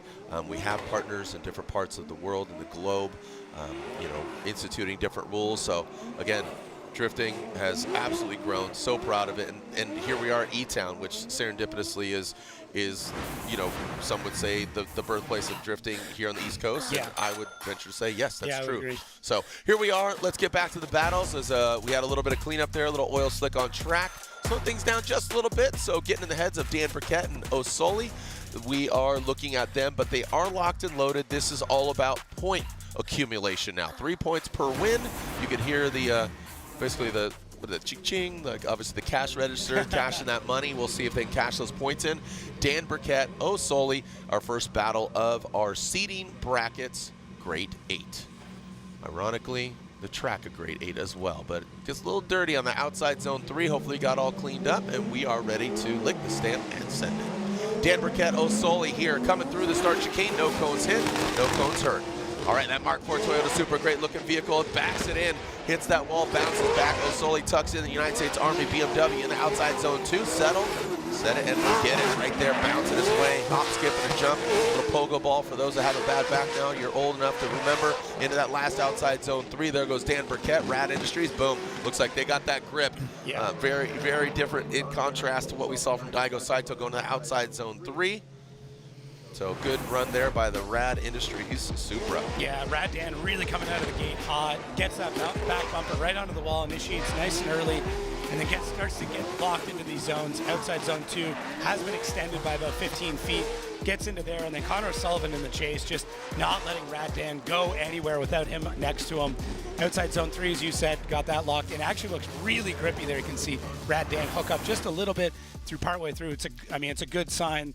Hopefully it means we're not going to see any more dirt drops there, because that spot looks real sticky now. Let's throw down more of that. Whatever that secret sauce. Is that pumpernickel? I think they're using all the leftover pumpernickel that you didn't eat, Jacob. So they're going to throw it back on track. I didn't leave much behind. No. So. You should have got a pumper quarter instead of a pumpernickel. I'm bringing you a pumpernickel bagel later. I'm in. That'll be my first ever pumpernickel anything. All right, here we go. Osoli will lead Dan Burkett, giving chase. United States Army BMW out front, initiates aggressively. Boom, puts it in there. Rad Dan just hating that back bumper. He bashes it in. I don't know if that's going to favor well for him. That didn't look like Osoli led him into the wall. He was just aggressive on initiation, but we'll take a different glance. Yeah. Again, at first glance, just Osoli, like we said, talking about going for that Rookie of the Year, making the jump to pro. All signs were saying he was going to be our prospect champion last year. And, you know, Tommy Lemaire at the last minute. Tommy Lemaire, your fellow Canadian countryman, comes out on top, and TLO making the jump. Osoli, you know, at that time when it all accumulated in Utah, he's like, nah, I'm not going to pro. And I'm stoked he's here. Yes. Because he's obviously a talented driver. Let's take a look at it again here. Yeah. Did he lead him into water? No, I think what Osoli did is the same thing that Adam LZ did a couple of years ago, which was kind of winning on initiation here. And there was some good conversation in the pro drivers meeting about the initiation, where one of the drivers asked, like, yo, can we throw a backy here? And I believe Reese said, if you can pull it off, I don't care, go for it, but understand the risk that you're taking. Connor did not pull a backy in this situation, but it was a really nasty initiation. Lots of angle, lots of speed into it, and it looked like Rad Dan just wasn't able to kind of get into the same spot and pushed a little bit wider, and that's it. So you can win this battle on initiation, but it is a massive risk because if you overshoot it, you're done too. I would say by comparison, Osoli had a more fluid kind of blending into it. Yeah. And on the lead run, then Dan Burkett's lead run, he went in and bounced off the wall. Yeah. So two different approaches, not to say one is better than the other, just different on initiation. So Osoli, just like I said, fluid, kind of entered in on the side, the leading line facing the drivers, blended on in. Dan Burkett, bang, bounced off the wall, ricocheted out, kept it good. Both of them filled that first outside zone, but Dan Burkett on that approach, I think, got thrown off by Osoli's initiation. So I think, you know, unfortunately, Rad Dan hit that wall on his own accord and bounces off and just does not live to see another day as far as competition goes. Yeah, we'll see. I mean, the judges are asking for some more replays. Watch his bang. See how he bangs in? Yeah. Osoli entered in and avoided the wall. Yeah, it's interesting they're going back and taking another look at this as well. So maybe there's something we're missing in this equation because the decision hasn't been made. No judges put in their vote yet. What you would originally think is kind of an open and shut case, there's maybe a bit more nuance to it. So I'm really interested to see how this ends up playing out. Maybe a bit more of a discussion as to what's going on, because that's really, really interesting that they're going back and taking a look at this. And this is what I love about the armchair experts at home. They're like, up, you know, Leonardo DiCaprio, just up, right there. That's what it is. And they're passionate about it. It's good, but what I love is the judges are really analyzing it. So we'll get Reese on the headset and break this down. Why were they, you know, analyzing it a little further there? Reese, if you could throw on your headset there, I want to talk to you. So Dan, okay, wow. So at first glance, and that's what I love about this. They went into the weeds of it. Reese, one more time, and Dan Burkett actually gets the victory. Yeah, so Dan Burkett does move on here. I ended up going one more time because I feel like toward the end of outside zone 3, there was a pretty big error in the lead by Rad Dan. So we can see here, we're going to side by side. We're going to see here, I feel that Osoli in outside zone 1. Now, we did say going into the zone to be on throttle. He does get on throttle a little bit, comes off throttle. The proximity gets closed. You see he takes off again. Rad Dan has nowhere to go, and then he goes off there. Now, in the lead, Rad Dan, you can see comes through. You can see he does kind of have a bobble in the lead, and I think it was maybe a straight on my part. So I ended up going one more time so we can clean it up. But the other judges saw it as Rad Dan getting the win based off of what happened in outside zone 1 with Sully having that off throttle when he should have been on throttle in outside zone. So it wasn't so much the line, it was just the on power. Yeah, because in the driver's meeting it was said that, hey, you need to make sure you're on throttle when you're getting into these zones. He did get on it for a second, then he kind of floated. There was nothing there. Got back on it, you can see here, and then the hit ended, not the hit, but you said Dan ended up going off. Yeah, okay. So he impeded. Yeah. So it just, Connor should have been on throttle through that initiation. It was not. We take a look back on it now. So you can see here, on, off. Interesting. Yeah, good catch. Okay, and this is these small, subtle things where, you and I are taking a look at it, talking over it. The judges are hyper-focused on it. So Connor initiates well there, but off throttle, Dan has nowhere to go. So, yeah, really interesting. And we all caught that. We all agreed with that. I just ended up having that other tidbit on the road, but Dan gets done. That's fair. Right. So Dan Burkett moves on, regardless of the outcome of that battle. We were more focused on line. They were looking at the actual fluidity of that because, if he hicked up, he had a hiccup, impeded on his line. There it is. Congratulations, Dan Burkett, with obviously coming to a halt. He continues on. So Osoli knocked out. So Dan Burkett will go against one of these guys, TLO or Daigo Saito. Japan versus Canada. Japan versus America car. Here we go. Daigo Saito, first outside zone. Good placement of the vehicle. Tommy Lemaire a little bit disrupted there on that transition into the second outside zone. Daigo very settled, very, you can see, calculated, calm. Tommy Lemaire in that chase position, drops in. Daigo Saito scared of that dirt. He got into it a couple times there, but rips on through. Pretty straightforward. Let's take a look at it again. Any standout moments for you? Yeah, just a good call out there that Daigo just being a little bit more cautious through that last zone, which I completely understand. So Daigo's car looks really hooked up really quick. As soon as he's getting on throttle, it's running. Like it's going really quick. Now he has to back out a little bit, which gives Tommy the opportunity to get back into the pocket as we come through this transition. Daigo gets in, gets on throttle, and then you can see the car start to push out, and he has to hold it back to make sure he doesn't completely blow out the last part of that zone. So it's tough though when you have that dirt drop like that. You're going to go into that zone no matter what with a little bit more caution than you did previously. So that plays into it, but Tommy does a good job of adapting all the way through the run. Daigo's got a couple of spots where you want to see maybe a bit more commitment, but we'll swap them around. Let's see what TLO's got for Daigo Saito. We got a clean start there. Tommy really flirting with that start chicane cone. Tommy digs deep in that first outside zone. Daigo Saito a little late to the party, but then brings it on into a second outside zone. Good placement by both the vehicles there. Tommy Lemaire confident out front with that clean air. It seems like maybe just a little bit more horsepower. Then Daigo comes into outside zone 3. Look at Tommy, boom, bang, just almost a V, not so much a sweeping rainbow U into outside zone 3. But these guys treading lightly into outside zone 3, seeing what kind of damage that can cause going off course. Yeah, when you're getting into the zones here, it's got to be fluid. If you come in with a bit too much heat and are trying to angle up throughout the run, you'll create that hard angle, that bit of a triangle through the zone. And kind of what I saw with Tommy there through this last part. So just adding a bit too much angle, when he gets back on the throttle, it shoots the car out. You really want to keep that fluidity. You want to take a little bit of side bite out of the car through that section so it just kind of floats through on throttle, still with speed. But yeah, just a tough one there for both drivers to that last section. I mean, the third outside zone wasn't amazing by either driver, so it's going to come down to first and second as we get into the BC Racing custom coilover side by side. So in the chase, both drivers do a great job. To me, it kind of comes down to the lead line and who was able to commit through the rest of it a bit better. And both are pretty solid for the second outside zone. Tommy has a bit more proximity through it.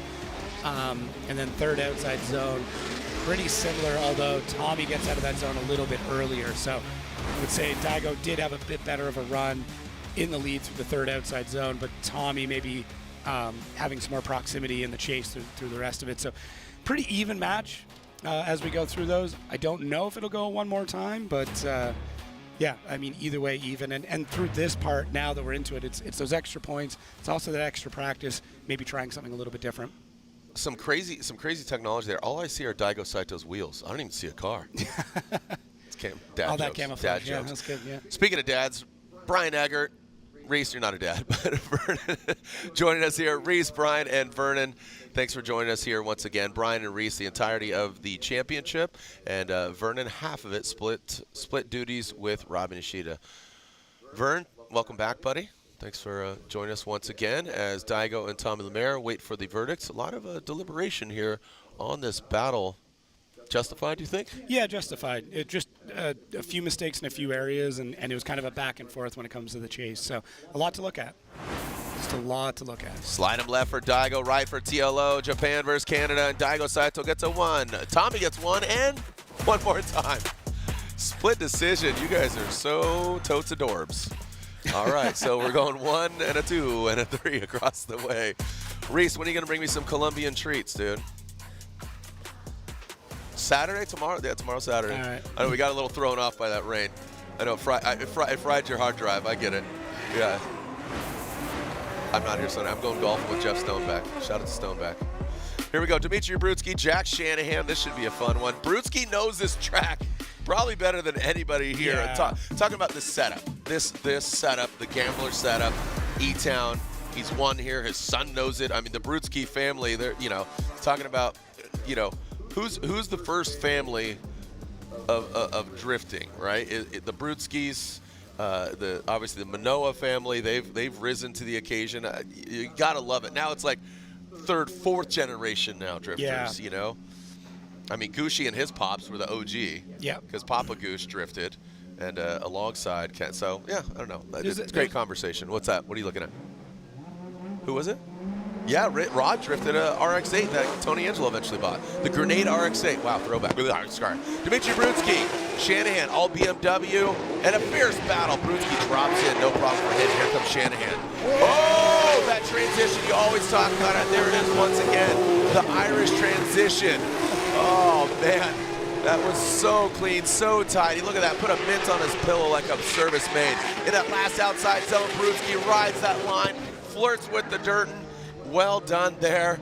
Man, Jack Shanahan, that transition just, it's like opening the door. You walk to a nice hotel and they go, here you go, sir. That's what Jack Shanahan does. Yeah, without breaking stride, the door guy just opens it up, but man, such a nasty dive and a great transition.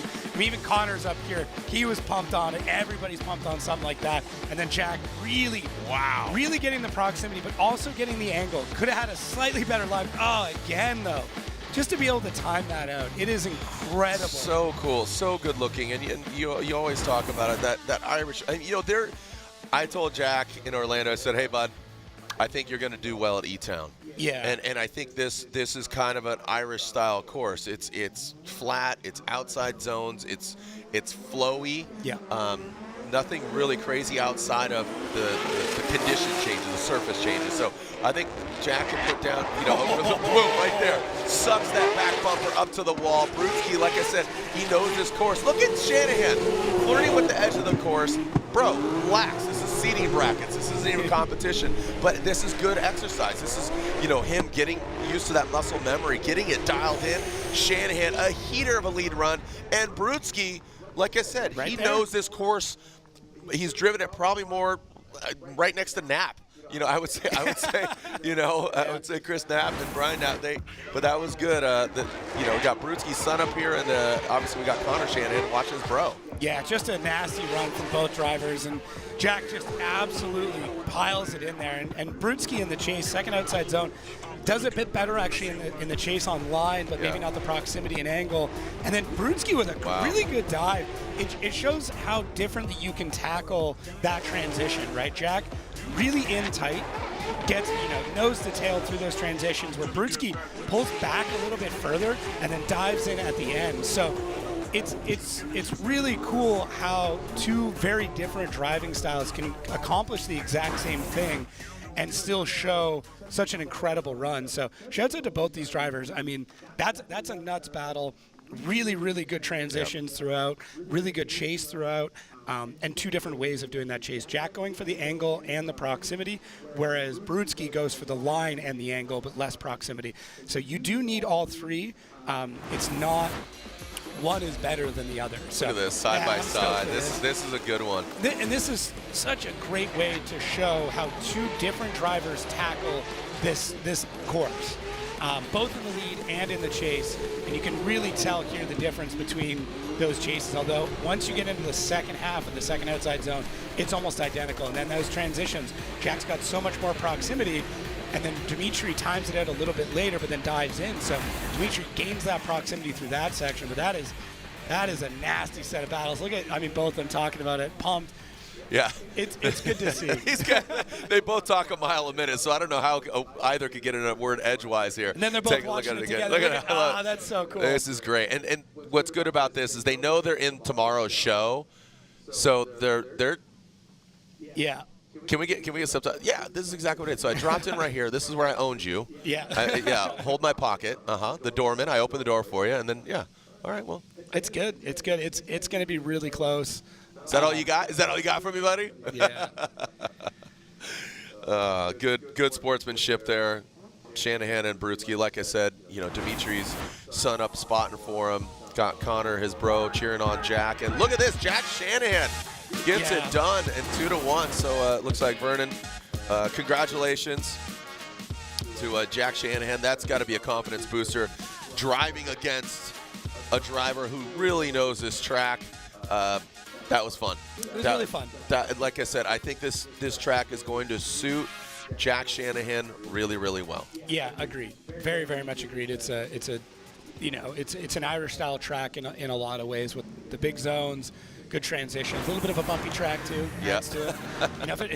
Yeah. And no banks. And no banks. Banks. That's why they're doing well in the banks too. No, he's doing all right in the banks. I'm just saying it's just another variable that you could just. All right, you don't need that power if you're building your action figure or your figure on a video game. You're like, all right, don't need the bank power. Yeah. I need the placement. I need that transition. In transition. Though, transition. Yeah, that transition is real. That going past that inside clip 1, going to outside zone 3, I think that's going to be a point of contention. You have the surface change, you have the transition, and then you have the approach on that menacing mud bog over there.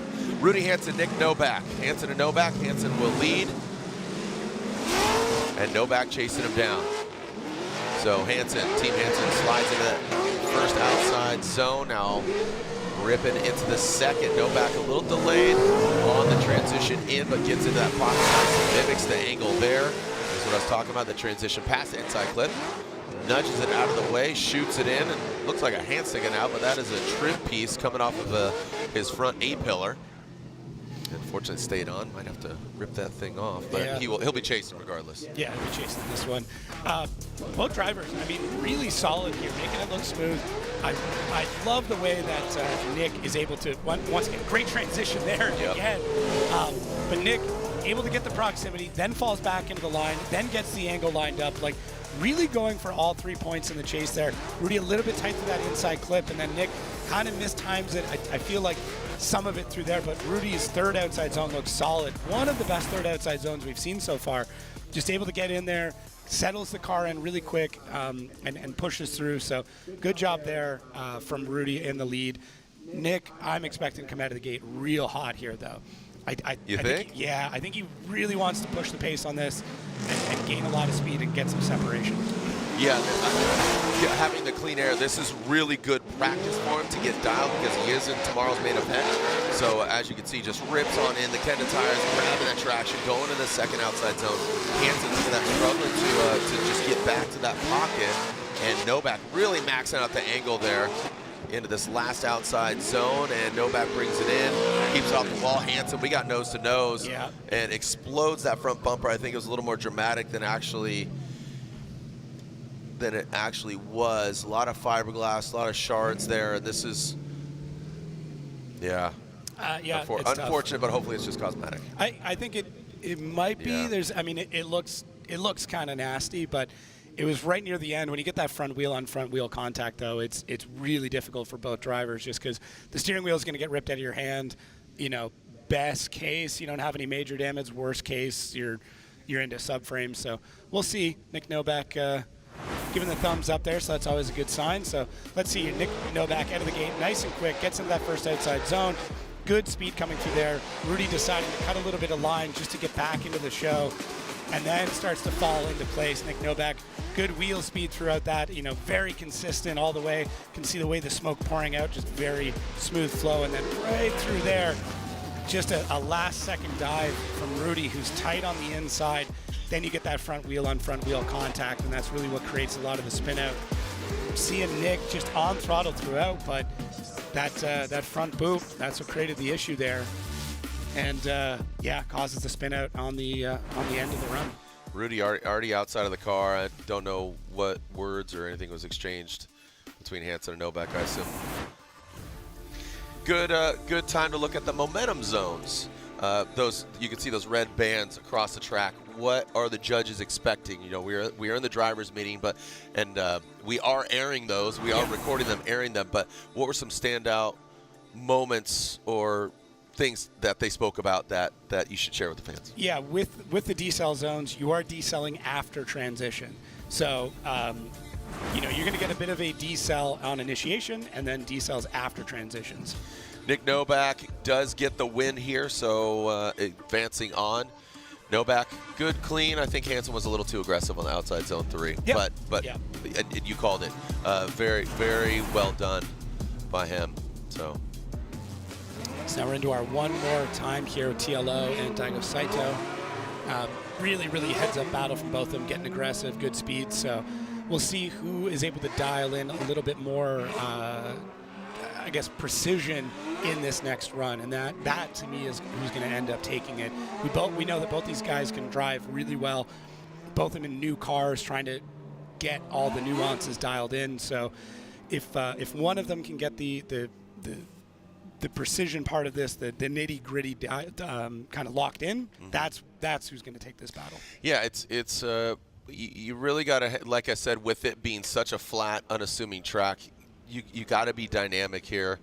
Like I said, the transition, the aggressiveness, the proper line, we saw that. And, you know, I just got a text from Renee Burkett, Dan's wife, and she says that, unfortunately, fuel pressure kept dropping, would have lost the motor. So get it fixed and ready for tomorrow. Don't know if he will dip out of the rest of today.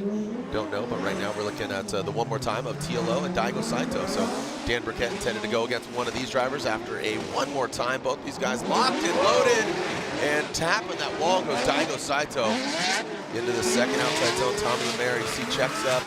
He's not totally into the outside zone. Towards the latter half, you see him being more aggressive now. Pass, transition into that last outside zone goes Daigo. And Daigo seems to be having some fun, a little more spirited driving, maybe getting more comfortable as here we are at round 4 with a new build and a new car. Yeah, just as aggressive as before, but maybe a little bit more bridled in and less wild. So Daigo Saito, big initiation there, gets into the wall, taps it, puts him a little bit offline, but able to still fill that zone, and then gets through this second outside zone and really lighten the car off, pushing pretty hard throughout this whole zone, and then TLO, scrappy in the chase there, just in and out and trying to find the right spot. And Daigo really pushing wide through that section and kind of going off track. Thankfully, it looked like it was after the finish line, but throwing up a little bit of dust and dirt into the air as Daigo just throwing caution to the wind throughout that zone. All right, we are hearing that Daigo DB'd, and I don't think there was contact there. Yeah. All right, so Daigo Saito is unfortunately out. Great driving there. We talked about it, but I believe maybe towards that last portion of outside zone 3, DB'd it, so under zone power. So TLO will advance on, and that is just instituted because of, again, DB'ing. A lot of drivers a few years ago ran really low tire pressures. It was just a problem. So we said, all right, dude, you DB'd, you're out. That just ensured that you're going to have enough pressure to run. You can't run bead locks. You can't run any. Can't glue him. Can't glue him there, Chelsea Denofa. He tried to find the gray, and he got, but he's like, hey, there's no rule. I'm going to try it. Here is Daigo. So, boom, right. Is it still on there? As he gets, it's all good. I think it's right here. It was kind of after the finish line, he dips out, and right there, getting back on track. But really, you have to have that care and control your vehicle even past the finish line. That's something that came into effect, I think, with Atlanta, where drivers were coming up into the last zone, going back up the hill with so much angle and then spinning out. Oh, it's happened over many years. Yeah. We're like, you got to control your car. So here you go, Tommy Lemaire, the two-faced Corvette, will get the advancement. He is intended to go against Dan Burkett. Don't know, again, if Burkett will compete with the situation of the vehicle. Yeah, and if he doesn't, I mean, this is a straight run here for Tommy Lemaire. Getting to throw down and really figure out a couple more things with that car. Taking it pretty cautious through that last outside zone, and I mean, why not, right? Just getting through the rest of that run. But If Dan is not going to be competing, then Tommy's going to get that bye into the finals, and we'll see who he's up against. It's going to be either Jack or Nick. But when we come back, we are going to get into that battle here in E-Town in seating bracket. Stay tuned because we're going to find out what this final looks like as we get into the final 4 of the seating bracket here at E-Town in New Jersey.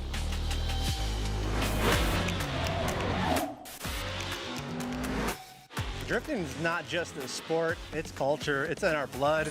Here we go, Andy Haley. Oh, he is riding that tire right on that white line.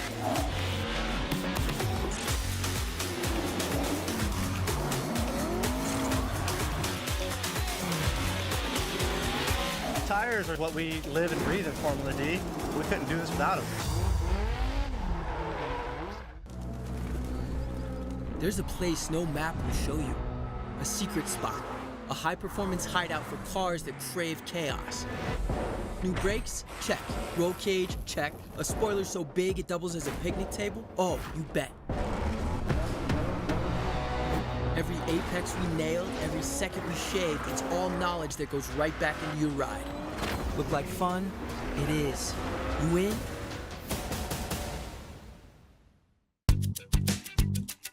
You need parts? We got parts. Need it fast?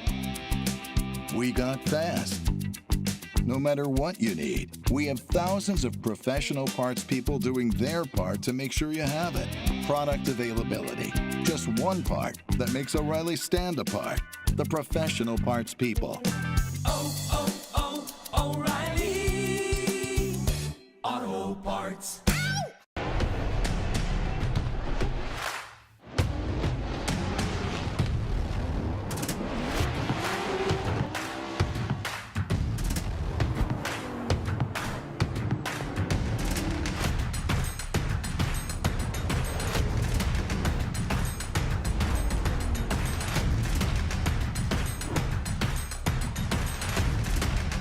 GT Radio. Experience ultra high performance.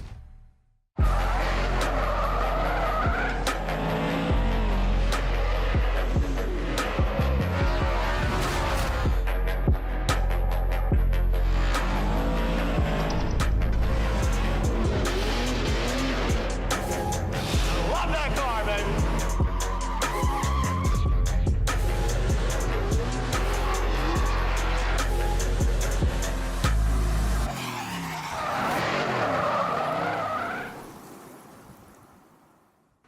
Formula Drift is brought to you by Toyota, let's go places. GT Radial, experience the performance. Rockstar Energy, the official energy drink of Formula Drift. Kumho Tire.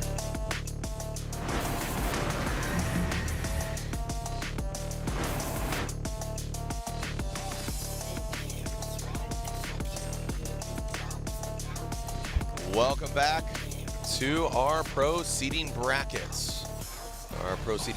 And we are hearing that Dan Burkett is out. I just spoke with his lovely wife, his spotter Renee, and she says that just due to the fuel issue, they just rather tap out, focus on the car, get it tight and right for game day tomorrow for our pro. So TLO will advance, but first we're going to see Jack Shanahan and Nick Novak on the other side of this Final Four bracket to go against TLO.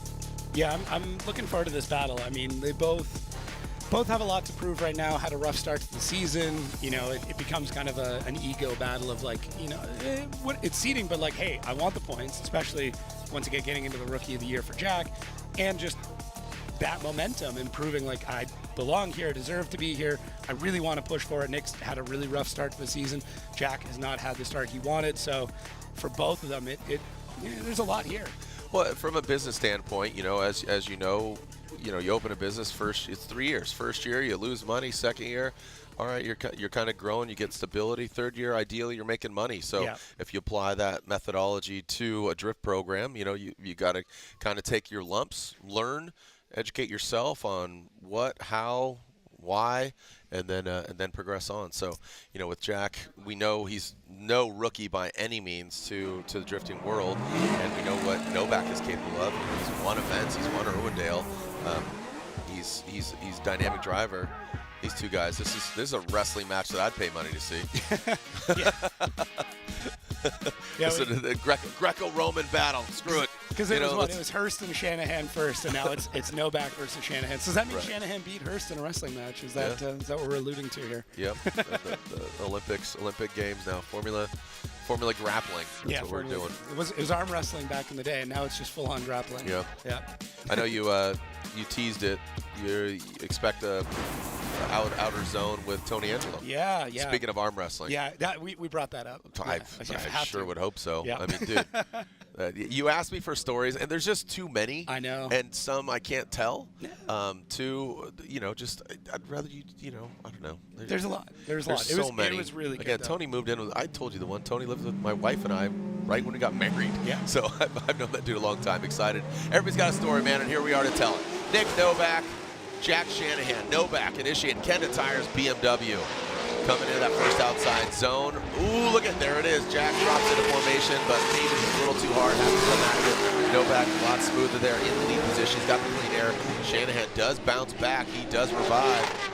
And he does survive and thrive into that last outside zone 3. Novak and Shanahan tucked in and bringing it across the finish line. Yeah, great recovery from Jack Shanahan. I mean, a lot of drivers might have panicked in that situation because I think we'll see it in the replay, but Nick actually looked like he might have gone offline or started to go offline. Great first outside zone, though, from Nick Novak. Man, so much angle from Jack. And now Nick's on a good line there. Just Jack over-rotated a little bit, got a bit aggressive, but gets back into it, doesn't panic, gets right back into the fight, and then another amazing transition from Jack. He gets into the pocket, gets the proximity, gets the angle. Could have been a little bit deeper to get the line perfectly lined up there, but great job from both drivers. Nick with a solid lead run. First outside zone, just phenomenal. That initiation looked really good from Nick. So when we swap this back around, Jack's got a bit of work to do. Yeah. But when like you said, confidence. Yeah. This is a confidence booster here. Jack Shanahan out front. He is out front, no problem. Clean air. Nick Novak tucks in. Look at the aggressiveness by both these guys. This is a really fun, good battle. Shanahan on that right-hand drive. BMW brings it through the second. Looks like he does knock over cone there. Back in the backdrop into the last outside zone. Dancing with the edge. So, lot to analyze here. Very fast, fluid. Some dynamic moments from both drivers in the lead and in the chase. And again, the winner here advancing against TLO. Yeah, it may come down to just that one mistake from Jack. I mean, Nick's a little bit shallow for the first outside zone. Second, Nick times it a little bit later and misses a fair bit in the chase there. So does that overshadow the mistake that we saw from Jack, who missed a similar amount of time, but then the rest of Jack's chase was quite solid. Leads were pretty even between both drivers. So, the mistake that we saw from Jack seemed a bit more obvious at first glance, but then getting into the replay, Nick also missed a pretty similar amount of time in the chase through that second outside zone. So balances things out pretty heavily there. Judges already calling for a side-by-side on that one. Completely agree with that because it's pretty similar from both drivers in the lead and in the chase when it comes to things they did well and things that they had mistakes on. So lead, I mean, first outside zone, pretty similar. Jack gets slightly more proximity, and then both drivers making a mistake in the chase, although it does look like Nick settles in maybe a little bit sooner than Jack did, but Jack's lead in the second was quite good. Inside clip, very similar there. And then Jack had a bit more proximity in that pocket a little bit sooner through the third outside zone. That's tight. I mean, felt like Jack was riskier. Yeah. He was riskier. Generally is, though. Yeah. Jack was riskier. Nick was a little more calculated, but I think they, on second outside zone, Jack, initiated. He went deep, then he went shallow. Nick kind of was consistently shallow, but then got in that, Jack got in that pocket. So, like I said, plenty of things to analyze there. Jack, how are we feeling? You're looking great, buddy. Looking majestic. Fantastic. Very majestic. Double thumbs up. Here's Novak. All right, let's see this wrestling match. Ding, ding, go. Jack and Nick. Let's see this. Let's see this battle. This is two gargantuans of the sport. Yeah. Getting after it. All right, so this is, over in Europe. I like this. few of the drivers making the jump over here to Formula Drift here in the States, and love when they step outside of the car and wrapping out. So slide him left for Novak, slide him right for Shanahan. That's a one more time. A Shanahan and a one more time. Yeah, I completely agree with that. I think that's very just because it was a tight battle from both drivers. Yeah, I think on either side, you know, I could see why the and TLO is calling. I don't think he needs to call. Oh yeah. Okay. So TLO has called the competition timeout. Oh, you called it on him. Oh, because he should have been ready for the line. Yeah. Got it. Yeah, front tie rod is what I'm seeing here. Got an update on his end of things after the contact. So that's I mean, do you have a Canada bat phone? Is that what happened then? Yeah, right. It was just like, sorry. He's like Canada Goose dropped the note off. He's outside squawking. The old Cobra chicken. All right. Well, we got a little bit of time here. Let's finish off. A hero was born in Orlando. Here we go. Odi Bakshi's Hiro Manoa. Be sure to join us at the podium ceremony. Who's going to be on it? You know, I do this because I love doing it, and this year I had to change a few things. And one of the things that Amy and I, my spotter and wife, have been always thinking of is bring in someone with a fresh perspective to spot, and we brought in Justin Pollock. Odi Bakshi's gangster angle. He talked about Justin Pollock, his wife in his ear, pushing him. He has seen me drive throughout the years, and he knows that there's something missing, and I think he is identifying that it's just that push to tap into my potential and make me drive as hard as I know I can. Hiro Manoa will lead. Bakshi's chasing him down. Now it's all about the victor, Odi Bakshi's. Look at him, grinding in the door of that Ajuku Racing 86. The motif of this season is it requires aggression and consistency, so that's where we're at right now. Hiro Manoa gets the win and is going to the finals. He called it out, one battle away. Predicting and claiming his fate. Here we have Hiro Manoa, 15 years old, and Jonathan Castro making history for himself, the first ever podium.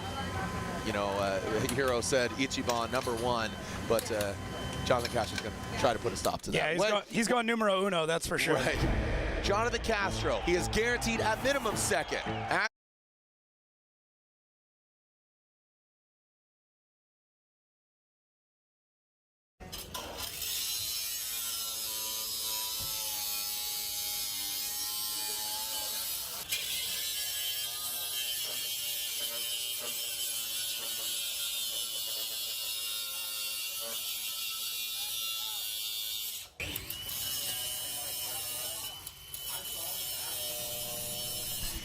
Well, here we are taking a look. We segued into Jeff Jones and his team last night working on the Nissan Z, and he says we're going to run on Saturday. All hands on deck. Saw, again, his team obviously hard working, thrashing and bashing.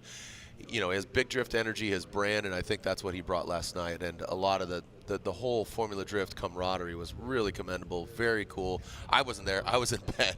So, but you know, I'm just in the way, but very cool, man. Yeah, I don't think you or I could help out much. We could do commentary over it and, you know, judge it a little bit. But yeah, that was the scene there. A tree went through, took out the windshield, took out the front section of the roof, and that crossbar that is in the car for the roll cage. So Kevin there to supervise to make sure that it gets done safely and correctly. I saw hydraulic rams out to separate things and push things back straight. Right. I mean, when I first saw it, I thought that was it for the car, but thankfully the suspension didn't blow out. The tree was heavy, but not that heavy. It was big, dude. It was a big tree. It was a solid tree. Yeah. So, yeah, we'll see.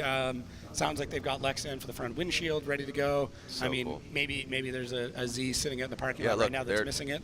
There it is. That's the tree. The Z was under. Jesse, if you could, or I don't know if it's Smash or who's piloting right now. If you can get lower, because look at the trunk of it. I mean, literally the Z was as tight as you could possibly be to that fence. It sat down, and not talking about the tree trunks of the gal and the tattoo on her leg. Yeah, brother.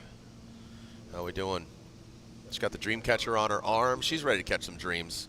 Look at that gal. See, there it is. Thumbs up. Catching dreams. Again, there's the tree trunk.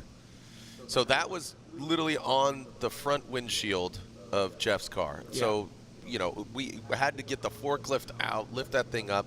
Kevin lifted it up, got the car out, and Jeff was smiling the whole time. Logano was down there like, holy, we're all just like, what is happening? It was insane. You know, I blame Joey Logano for the storm. He comes and brings the heat and brings the storm. 3-time champion. You know, Mother Nature was trying to show up, and it did.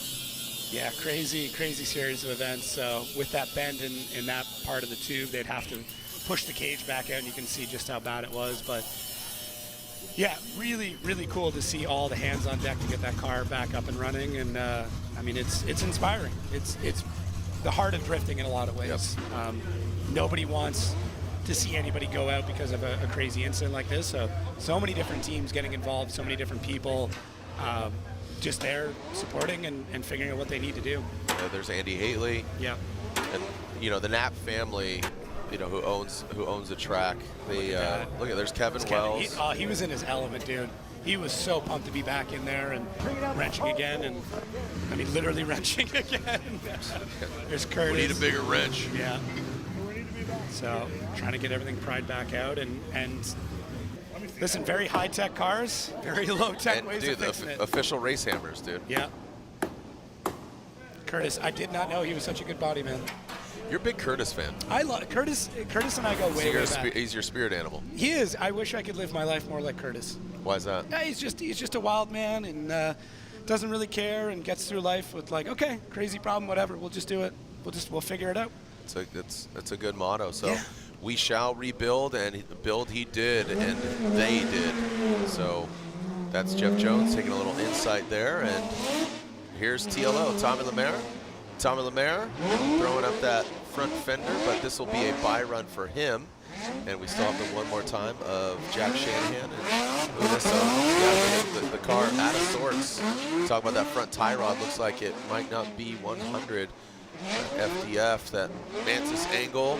A lot of drivers running the FDF kits as of lately, and there's a lot of different options. You know, you got Wise Fab, Part Shop Max. You got obviously the Mantis angle of the FDF. Josiah Fillets his product out of Canada as well, but wonder why they call it the Garden State, by the way. Right. Just boom, we're just gonna cut out this land and we got a racetrack. All right, there's Shanahan and Nick Novak in unison. I was gonna say it's my synchronized tire warm up.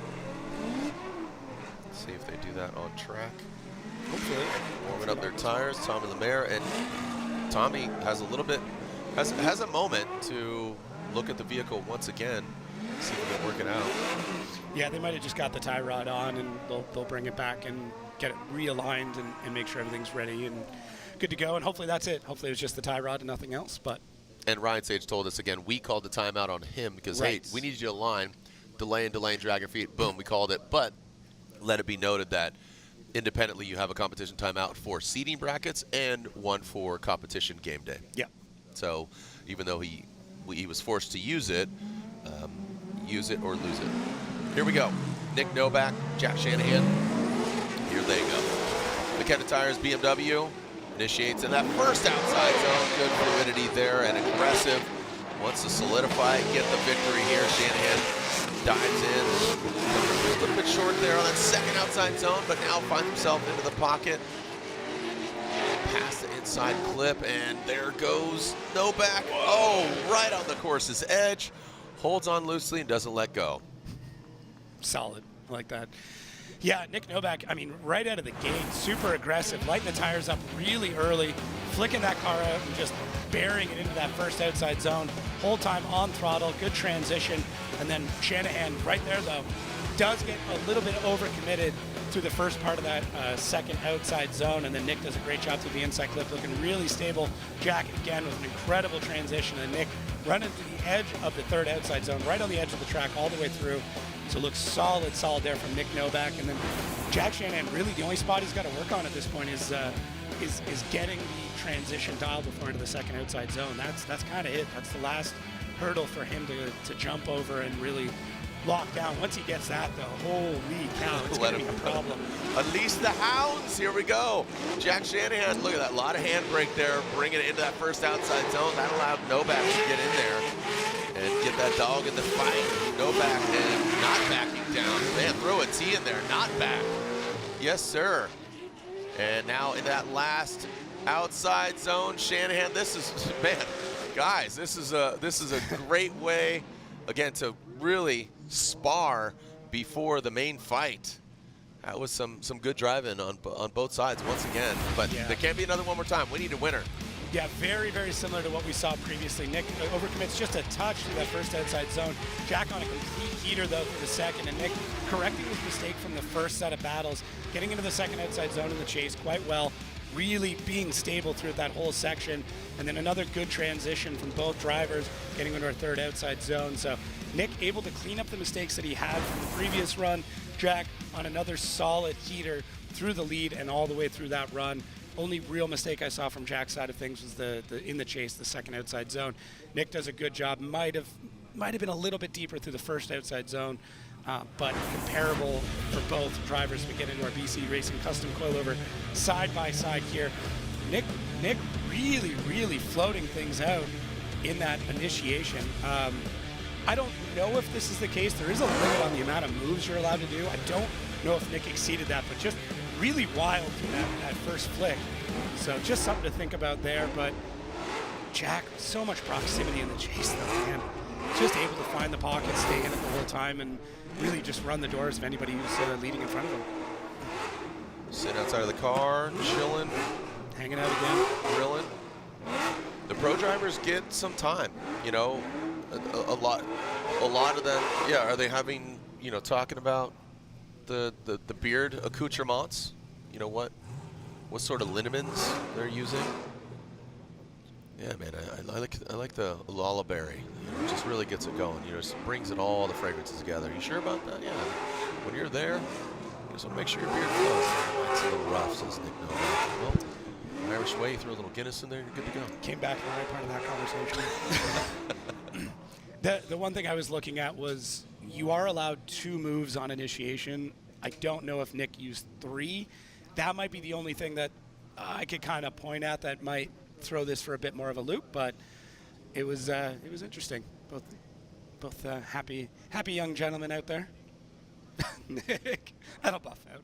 Do it for Keith. There it is. Do it for Keith. That's right. All right, waiting for the verdict here at Raceway Park. And so this is the initiation. Did Nick 1 and a 2?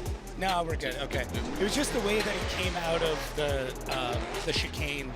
It almost looked like he was kind of already in drift at that point, adding an extra move, but that angle kind of clears it up for me. So elaborate more on what you're talking about moves for those fans that might not know. Right. So when you come out of the box, if you were to kind of initiate drift, go, let's say, point the car left and then right and then left again, that would constitute. You want one good fluid movement. Right, exactly. You're right to angle, get there, set it, forget it. All right, well, as you saw, it was unanimous, and that is Jack Shanahan. Moving on, he will go against TLO. So Canada versus Ireland, BMW versus Corvette, and 2 rookies in the Formula Drift Pro Championship. Yeah, this could mean the difference right here when it comes to the rookie race. Like, depending on how the rest of the season goes for these 2 drivers, this one battle could really be the difference between taking home Rookie of the Year or not. And we see that a lot in rookie races. You know, it really does come down to one solid round being the difference. The moment. Yeah. A moment like this. TLO, Shanahan are in our seeding bracket finals.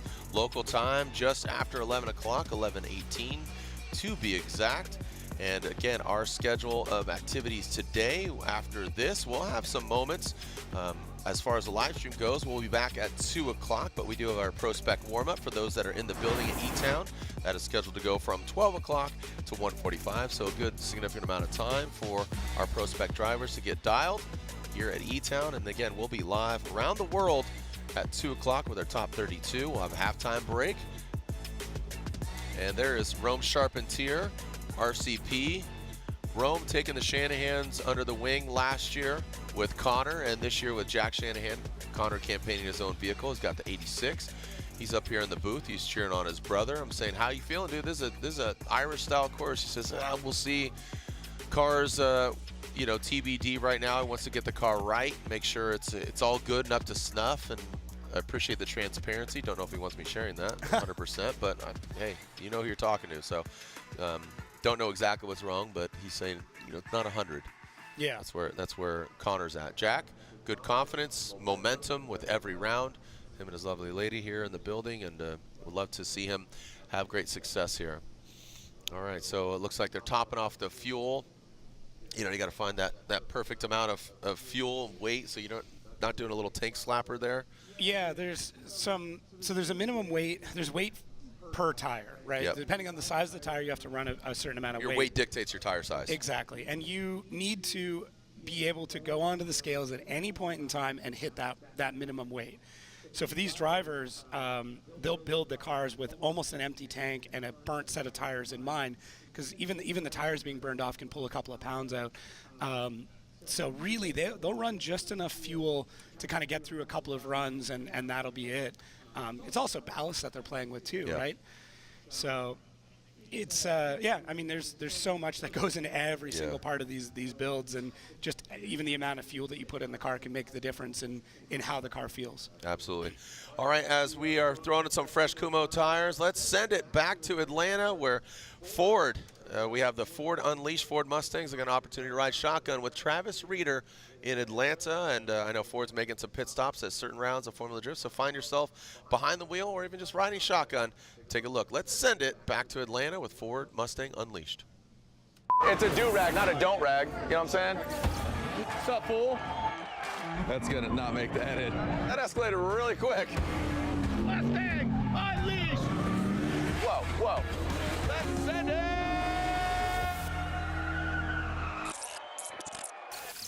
This is Mustang Unleashed. What is that? Well, you get to get a shotgun ride in one of the iconic Ford Mustangs. Look at Vaughn twisting the screws on James Dean, the four-time champion. They know the car setup. Ford Mustangs here at Road Atlanta. What is Mustang Unleashed? Well, find out at MustangUnleashed.com, where you can get a shotgun ride. Fun thing is, I'm not driving. Still riding shotgun. Hey, buddy! Oh, hey! Hey, hey! You ready to go for a rip or what? I heard it's your first time driving a stick. Yeah, never driven a manual. Yeah. All right, send it. Yeah! Mustang Unleashed!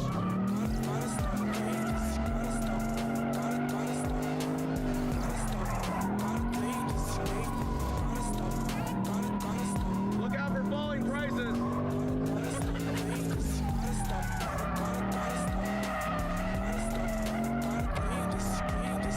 Factory, right? Oh, yeah, Factory trip brake. how's that? Dude, how good is like FD, Grid Life? You got to rip out there. Dude, all of it. I'm double duty, dude. Just like that. Mustang Unleashed. Come out to FD, get a shotgun ride. Whoa, whoa, whoa, whoa, whoa, whoa, whoa, whoa. There you go. See? Children of all ages, yourself included, myself included. Send it.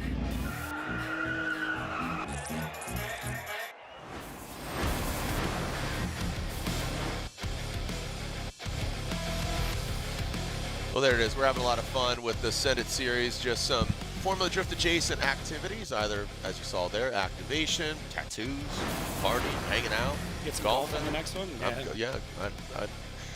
I mean, I played a beautiful track for those that golf, Bridgehamptons on Wednesday.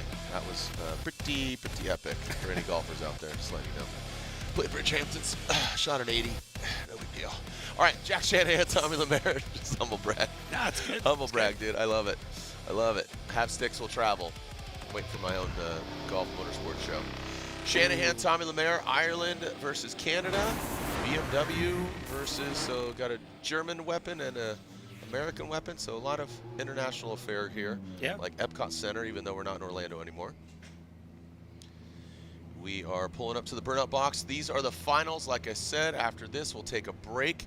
We won't be live on air for another couple hours. Local time, like I said, just 11:23. And we're back on at 2 p.m. local time for our Pro Spec Top 32.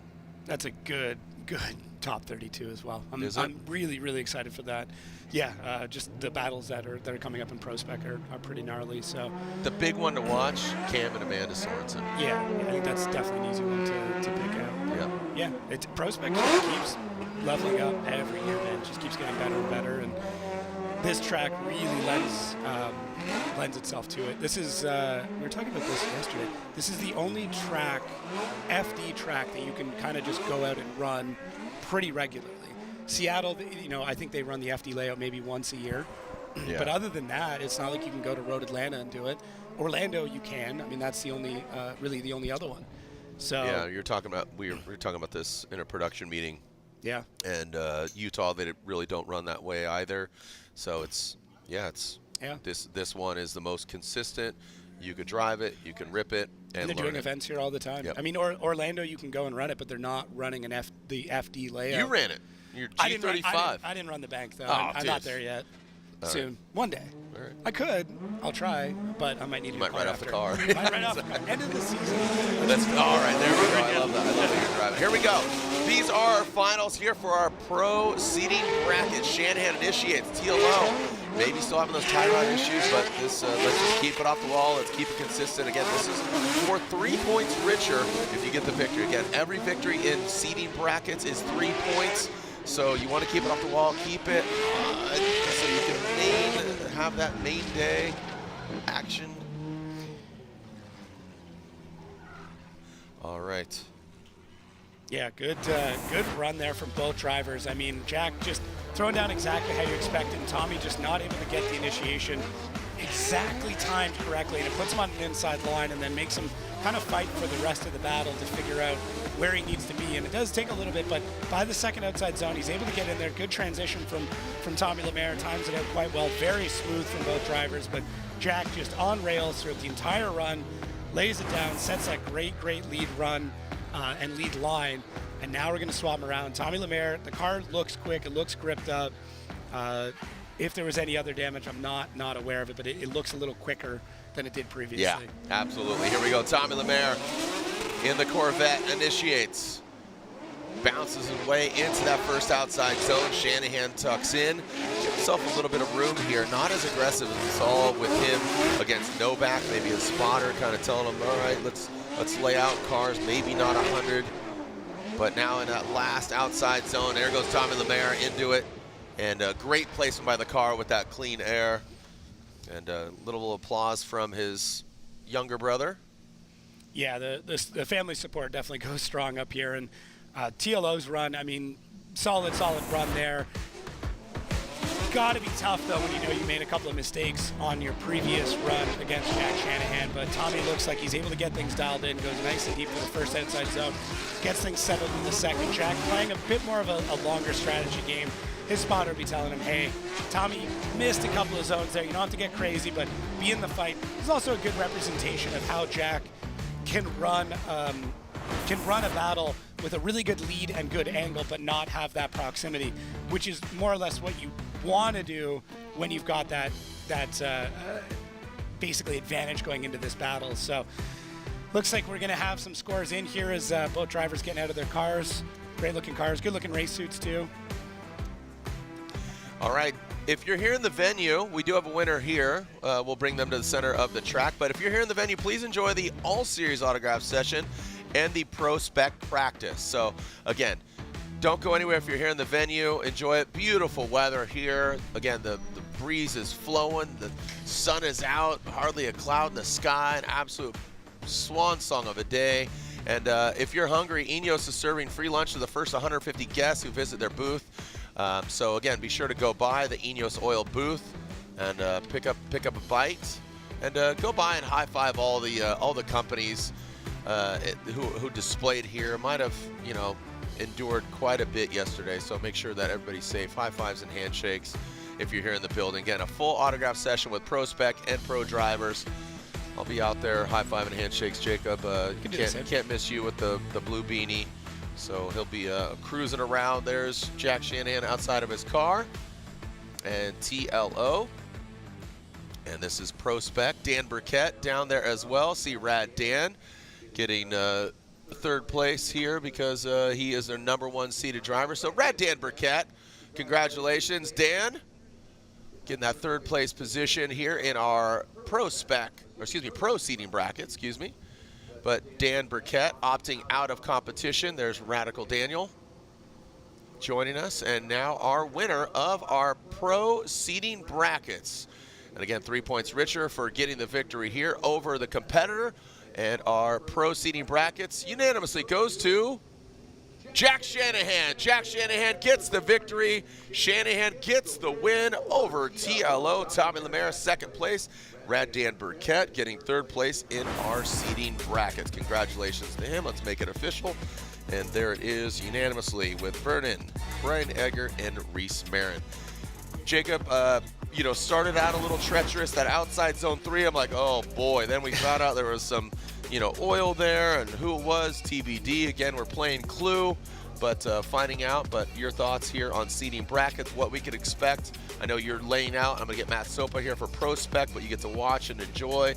But overall, what are your expectations for competition as our top 32 is set? I mean, here it is. This is what you get to look forward to, which is some really, really crazy battles, some great pairings here throughout the whole thing. A Dylan Hughes, Jack Shanahan, I can see that one getting really scrappy. Fellow Florida boys, Adam LZ and Rad Dan going at it. Connor Shanahan, Tommy Lemaire, that's another solid battle. So there's a lot here. That bottom row looks sick, but I mean, that's just glossing over what's going to be an absolutely incredible top 32 when we get into that on Saturday. But please don't miss out on Prospect, because that bracket is nuts as well. So Osbo and Saito, 2 champions. Ooh. James Dean and Novak. Novak getting more track time here. We saw what he's capable of going against James Dean, the 4-time defending champion. We'll see, but that is how our top 32 is settled, and our Prospect competition, top 32, literally in 2.5 hours. 2.5 hours. Join us online. Thank you, Jacob. I'll see you tomorrow up here in the booth. You get to enjoy, lay out, and have some fun. And for those in the building here at E-Town, we have our all-series autograph session and our practice going down here in just a little bit. So again, we are back on live stream at 2 p.m. local time. And thank you so much for joining us here. This is round 2 of the Link Engine Management Prospect Championship, and tomorrow round 4 of the Pro Championship. On behalf of Jacob Gettens, I'm Jared Deanna. We'll see you back here 2 p.m. local time here at E-Town.